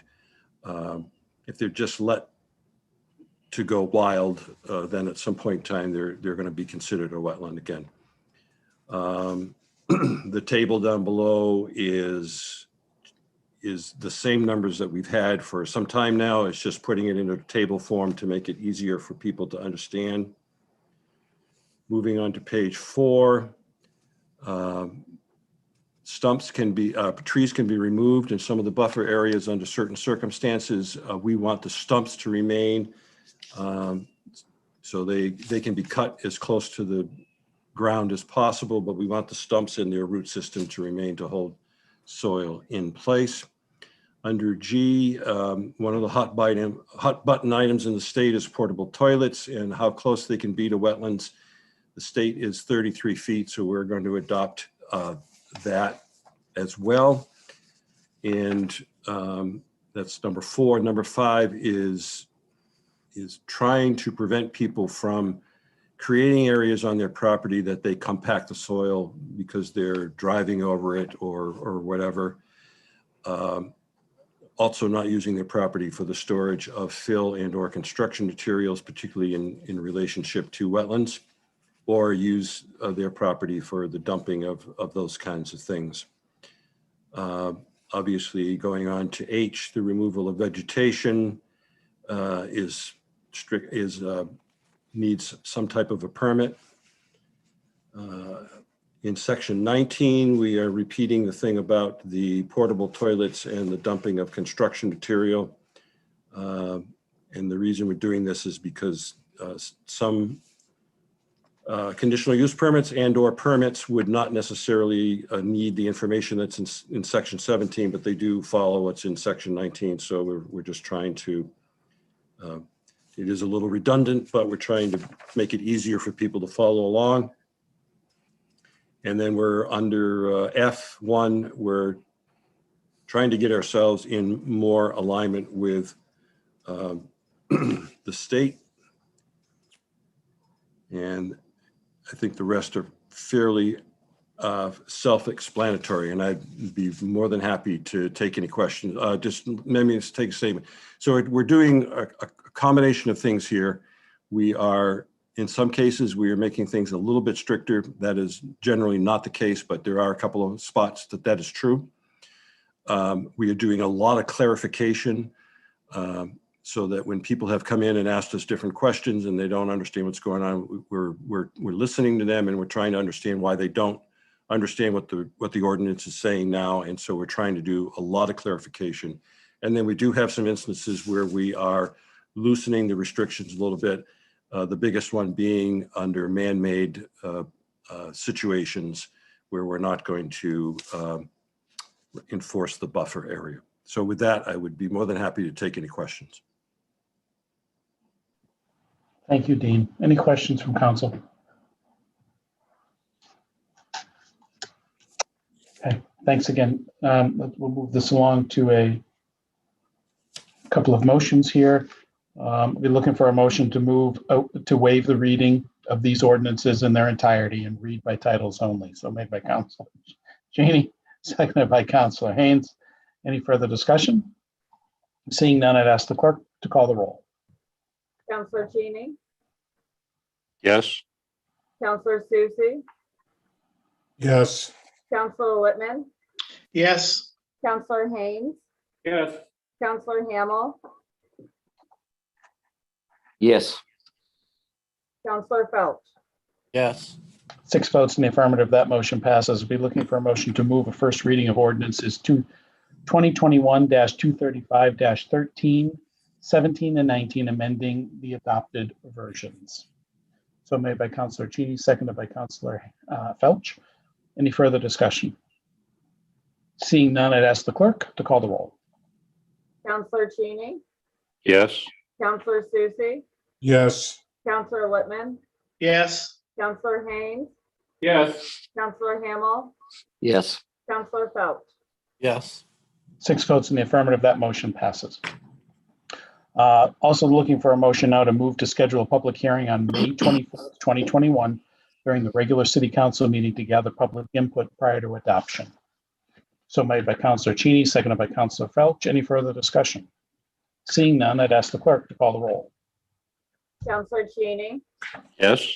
Counselor Susie, Yes. Counselor Whitman, Yes. Counselor Haynes, Yes. Counselor Hamel, Yes.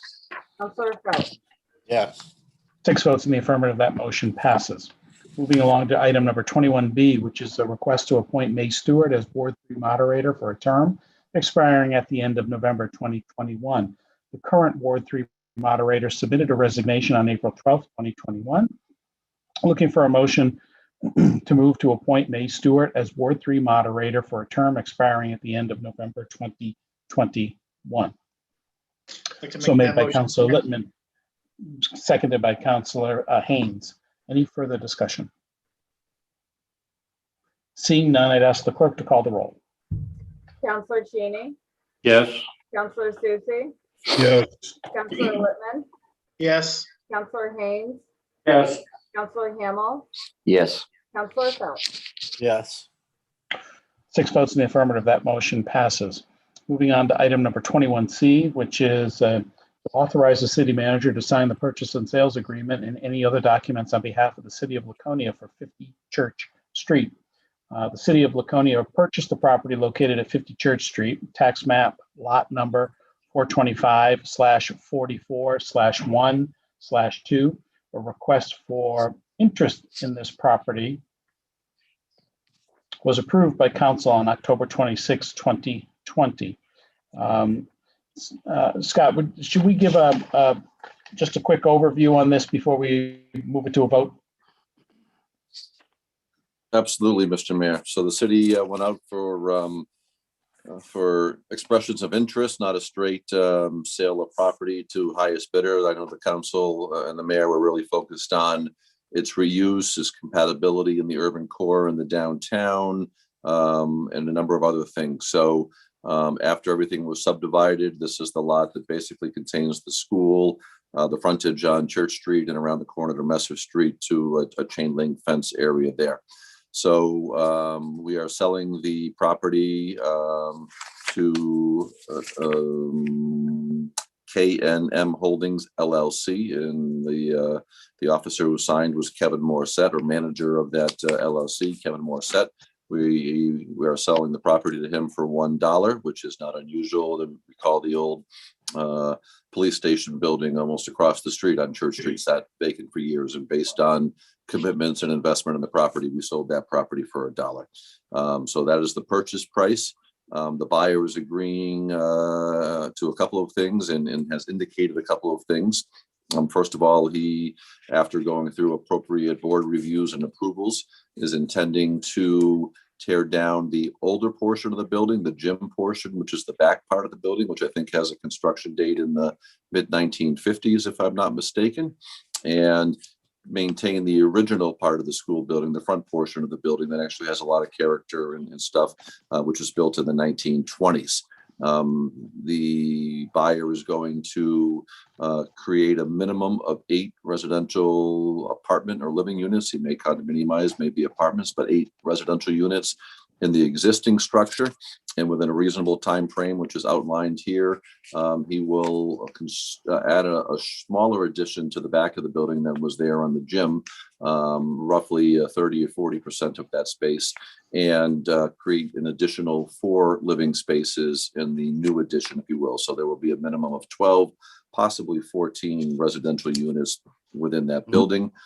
Based on the layout of the site and the demolition and construction that will occur, the site will have enough space to house 21 parking spaces on its own parcel, so it will not be intending to use the parking behind St. Joseph's Church, which was the purpose that the city bought that parcel and subdivided in the first place.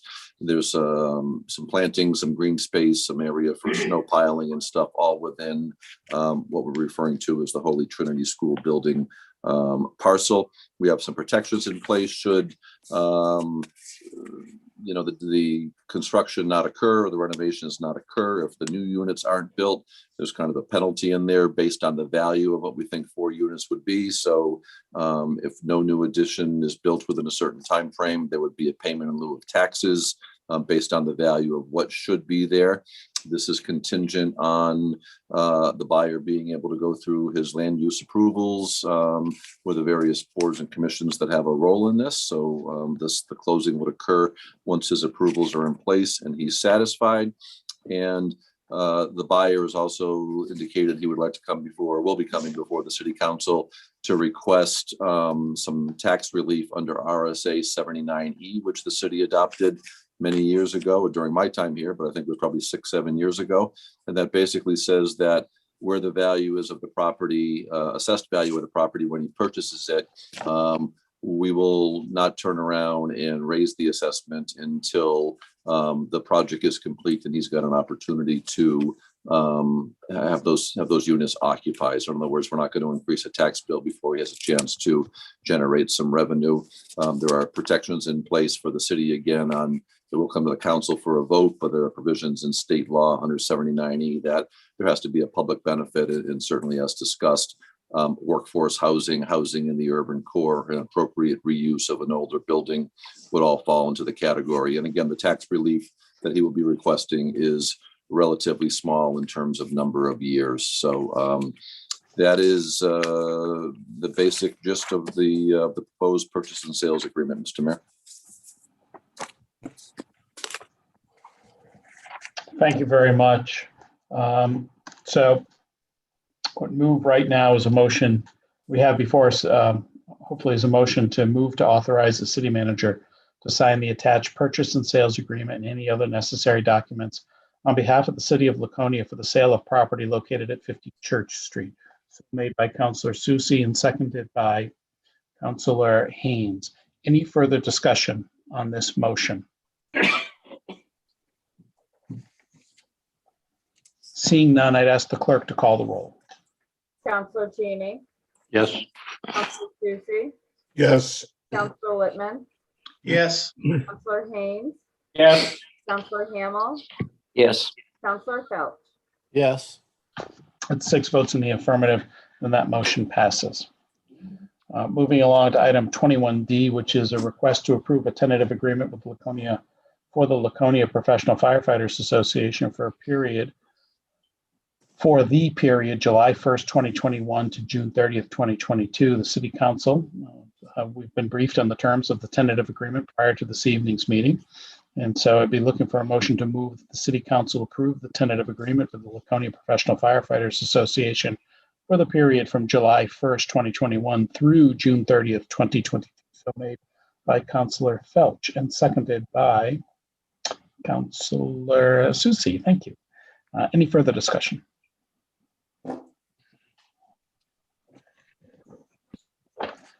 Seeing none, I'd ask the clerk to call the roll. Counselor Cheney, Yes. Counselor Susie, Yes. Counselor Whitman, Yes. Counselor Haynes, Yes. Counselor Hamel, Yes. Counselor Felch. Yes. That's 6 votes in the affirmative, and that motion passes. Moving right along to 21E, which is a request from Gilda's, request by Gilda's Club New Hampshire. Gilda's Club New Hampshire has requested the use of a portion of Weirs Beach on Saturday, September 25th, 2021, from 8 a.m. to 5 p.m. for a Dragon Boat Race Festival fundraising event. The Dragon boats will be launched from the beach. Gilda's Club New Hampshire is the benefactor of the event. City Council approval is being requested because this event is anticipating revenues above $2,000. There will be no fiscal impact on the city. The staff, Parks and Recreation, recommends this request be approved. Liza Kelleher has been who submitted it. So right now, I'd be looking for a motion to approve the request from Gilda's Club New Hampshire to use Weirs Beach on Saturday, September 25th, 2021, from 8 a.m. to 5 p.m. for the Dragon Boat Race Festival fundraising event. So made by Councilor Hamel, seconded by Councilor Felch. Any further discussion on the Dragon Boat Race? Seeing none, I'd ask the clerk to call the roll. Counselor Cheney, Yes. Counselor Susie, Yes. Counselor Whitman, Yes. Counselor Haynes, Yes. Counselor Hamel, Yes. Counselor Felch. Yes. 6 votes in the affirmative, that motion passes. Moving along to item number 22 on unfinished business. This is the second reading of Resolution 2021-06 relative to the issuance of a bond to reimburse the city for certain property purchases. Just to clarify the record, in 2020, the city purchased property located at 30 and 50 Church Street and associated parking areas from the Roman Catholic Bishop of Manchester for $1.113 million. The 30 Church Street property has since been sold for $447,188.29. As per council votes, it is anticipated the 50 Church Street property will be sold. The city intends to retain ownership of the parking areas as a long-term asset. It is proposed that a bond with a term of 10 years be issued, covering the remaining balance of approximately $683,000 to distribute the fiscal impact of the purchase. The exact fiscal impact is conditional on interest rates at the day of issuance. Given recent experience, staff projects an interest rate of approximately 2%. With this assumption, the projected interest cost associated with the bond over the 10-year proposed term is $75,000. This report was submitted by the city manager. The city manager recommends approving the attached resolution, and the report was submitted by Glenn Smith, our finance director. So we'll be looking for three motions here. The first is a move to waive a reading of the resolution in its entirety and to read by title only. So made by Councilor Cheney, seconded by Councilor Haynes. Any further discussion? Seeing none, I'd ask the clerk to call the roll. Counselor Cheney, Yes. Counselor Susie, Yes. Counselor Littman, yes, Counselor Haynes, Yes. Counselor Hamel, Yes. Counselor Felch. Yes. That's 6 votes in the affirmative. That motion passes. Looking for a second motion here to move a second reading of Resolution 2021-06 relative to authorizing bonds and notes of the city for property acquisitions in the amount of $683,000. So made by Councilor Haynes. Thank you very much. Seconded by Councilor Susie. Any further discussion? Seeing none, I'd ask the clerk to call the roll. Counselor Cheney, Yes. Counselor Susie, Yes. Counselor Littman, yes, Counselor Haynes, Yes. Counselor Hamel, Yes. Counselor Felch. Yes. 6 votes in the affirmative. That motion passes. And finally, I'm looking for a motion to a move to approve Resolution 2021-06 relative to authorizing bonds and notes of the city for property acquisition in the amount of $683,000. So made by Councilor Haynes, seconded by Councilor Susie. Any further discussion on the motion? Again, seeing none, we'll ask the clerk to call the roll. Counselor Cheney, Yes. Counselor Susie, Yes. Counselor Littman, yes, Counselor Haynes, Yes. Counselor Hamel, Yes. Yes. 6 votes in the affirmative. That motion passes. Moving along to item number 22B, request to change a designated no parking area on Wentworth Cove. As we know, we've heard an awful lot of input on this evening. The April 26, 2021, the City Council voted to table this item. So I think the first order of business would be a motion to take this off the table. Would that be correct? So made by Councilor Felch, seconded by Councilor Haynes.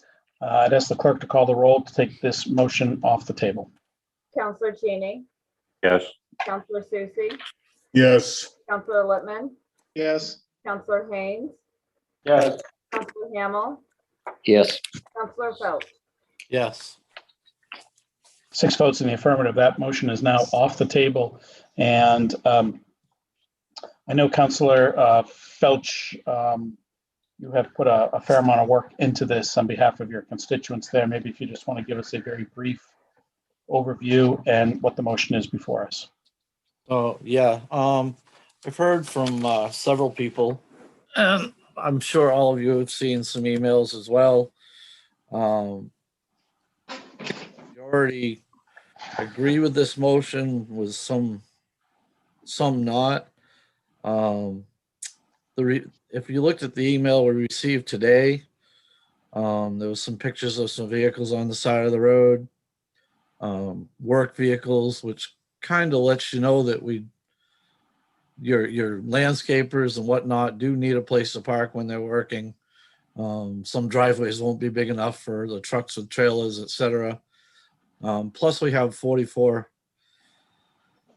families that own the right of way with the beach. Some of them, for the most part, they can walk, but there is houses that might be up to a mile away. Some with smaller children, elderly, whatnot. So it'd be nice for them to have a place to park. So I would recommend that we go through with this motion to have parking, no parking on one side and allow parking on the other. So the parking on prohibiting parking on what's called the east side, which is the water side of Wentworth. That's the motion, correct? Correct. Okay. And that's all I have. Thank you. Any further input from councilors at this point? Councilor Hamel. Thank you.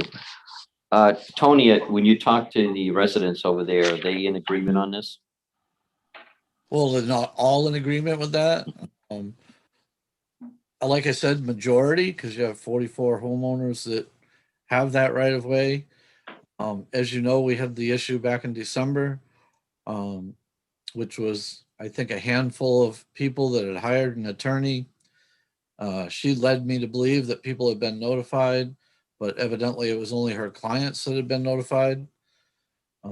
So at this point, we did send out letters to everybody, the homeowners plus the owners of the waterfront property that don't have access. So everybody in the neighborhood was notified. Okay, so listening tonight and last week, in my mind, there is absolutely no good resolution to this. If you put the parking on one side, that side's going to complain. If you put it on the other side, that side's going to complain. So is there some kind of middle of the road thing that we could do that maybe, and I'm just throwing this out there, 1 year it's no parking on one side and 1 year it's no parking on the other side. That way they both share the no parking bit. Just a thought. Well, I think you'll find that most of the complaints in the original one were the people that are on the waterfront because they don't have the beach access. The ones on the opposite side do. So, you know, to make it fair to the ones that were having the problem with the parking, et cetera, the no parking on the water side made more sense. Counselor Susie, go right ahead. Tony, is there I mean, I heard it tonight and I agree with Councilor Hamel, there's no win on this thing. I mean, is there something that there's gonna be the association, maybe it's gonna take some action on I mean, it's not our business to get involved in that deeded piece of property. Because if there's people coming in from out of, wherever, non-residents. So I can answer that. A lot of the people I've talked to, I've recommended that they put up a private sign, not for public use. Also, no parking in that area, in the right of way itself. I know there's been mention of putting a boulder in the beginning so cars couldn't drive down there, but that would be up to them. I know there's talk of an association, getting an association together between those 44 residents, which should be done, in my opinion. There was one at one time. And, they brought up the fact that there was no parking since 1970 or whenever it was, but it's never been signed or enforced. So that's pretty much irrelevant. There's always been parking on that street. And to have parking on both sides, then you're impeding emergency vehicles and larger vehicles. So that's why I suggested one side. If you, Go ahead, Councilor Hamel. Thank you. If we say there's permanently no parking on the lakeside, but people have lakeside access. I mean, they have guests that come too, and maybe want to park in front of their house. So basically you tell them they can't do that. That's why they can park across the street. It'll still be in front of their house.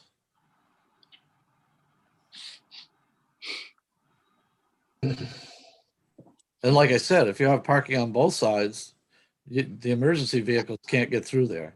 That's a narrow. Yeah, I understand that. If I can weigh in on this, it seems like a fair compromise. Right now, I think the root of the issue, one of the roots of the problem really is that right of way, but I don't think the city has any role to play in that. That's a right of way. But it is an access to the water, as we've seen some photos. I've seen some photos of people launching craft there, which doesn't make any sense. There's a very small beach and a small dock. I mean, you don't have access to the water. I can see why you try to access the water from that point, but it's long and it's very narrow. It doesn't really accommodate great numbers of people. But if that's your access to the water and you want to drive down there, then you need to drive there. You're going to end up parking on the roadways. And if it's both sides of the road, emergency vehicles can't get through there. And then people who walk on that road, and it's a fairly high number of people in my memory who walk or bike on that road, you're forced to ride out in the middle of the street, which is dangerous as well. So this certainly seems to me to be what's proposed right here. Councillor Felch is a fair compromise here in a tough situation. But I think it's, it's quality of life issue to some of these people here too, and getting overrun some of these points, just like we have at some of the city beaches. We've been overrun with people and people parking anywhere they can to get to the water. It's an unfortunate situation, but I think the city's got to step up and do some enforcement here as well and lay out some clear guidelines that are consistent, and I would say year after year, not switching it from side to side. And one last question, Mr. Mayor. Please. Okay, and I don't know if we can do this or not, but I have a question. If they do have an association, can you limit the parking on that side of the street to just association members? I don't know if we can. I'm just throwing stuff against the wall, you might say. Okay, thank you. I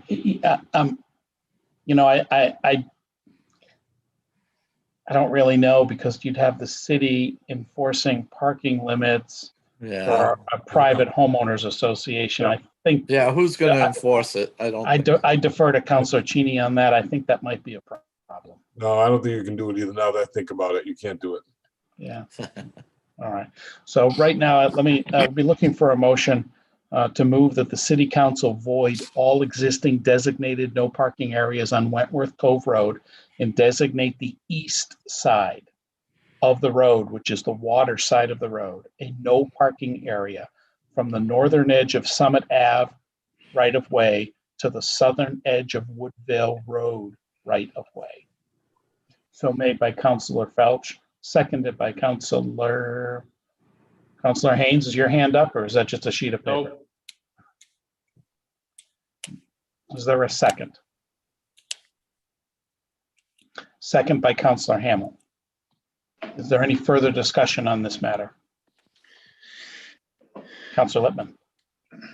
I don't know whether, I think in terms of the solutions that could come up with based on all of the discussion, it's probably the one. I don't know whether we want to leave it open to see if the compromises cited by a number of the people that spoke this evening might be possible, that could come up with a better solution than what we just came up with. But I understand if people don't want to do that, but just a thought. Yeah, I've talked to many of them, and I don't think there would be any other compromise. What we vote on tonight, if it doesn't work, can be changed at a future point. Exactly.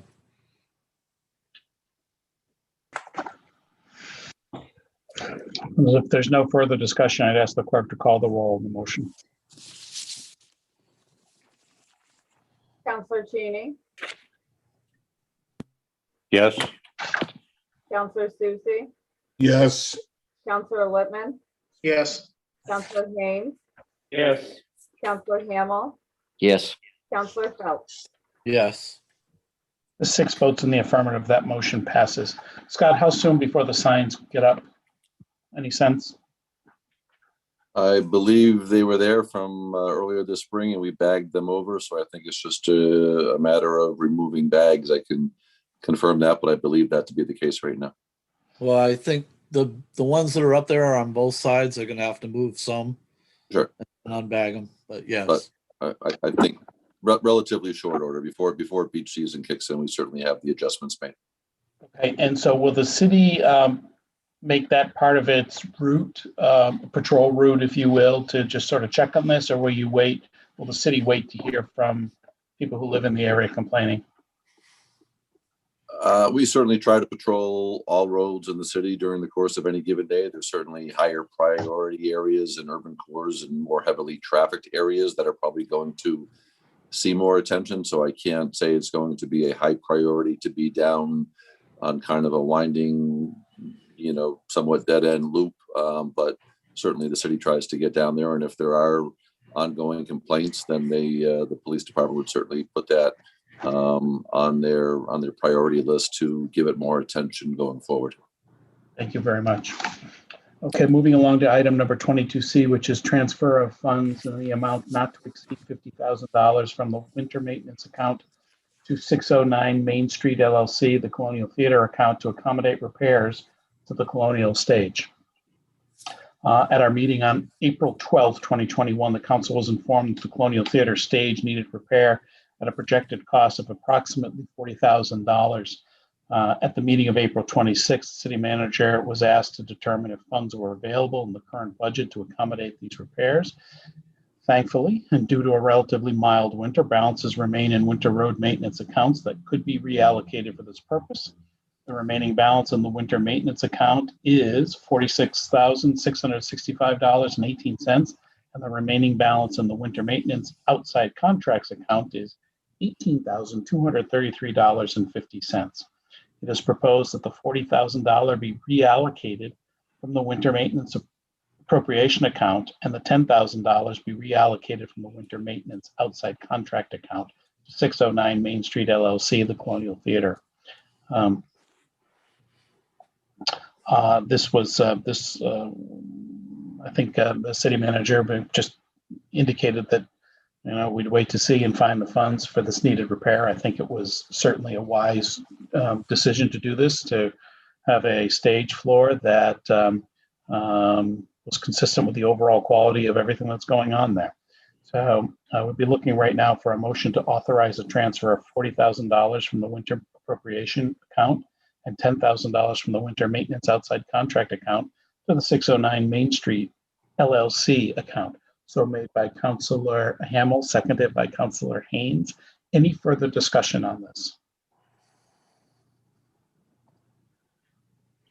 Seeing none, I'd ask the clerk to call the roll. Counselor Cheney, Yes. Counselor Susie, Yes. Counselor Littman, Yes. Counselor Haynes, Yes. Counselor Hamel, Yes.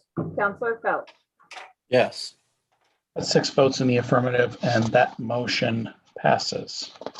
A long, but I think a very productive evening. Thank you, councilors. Thank you, city staff, for all of your work. It's 9:49 p.m. I'd like to call the city council meeting of May 10th, 2021 adjourned. Thank you.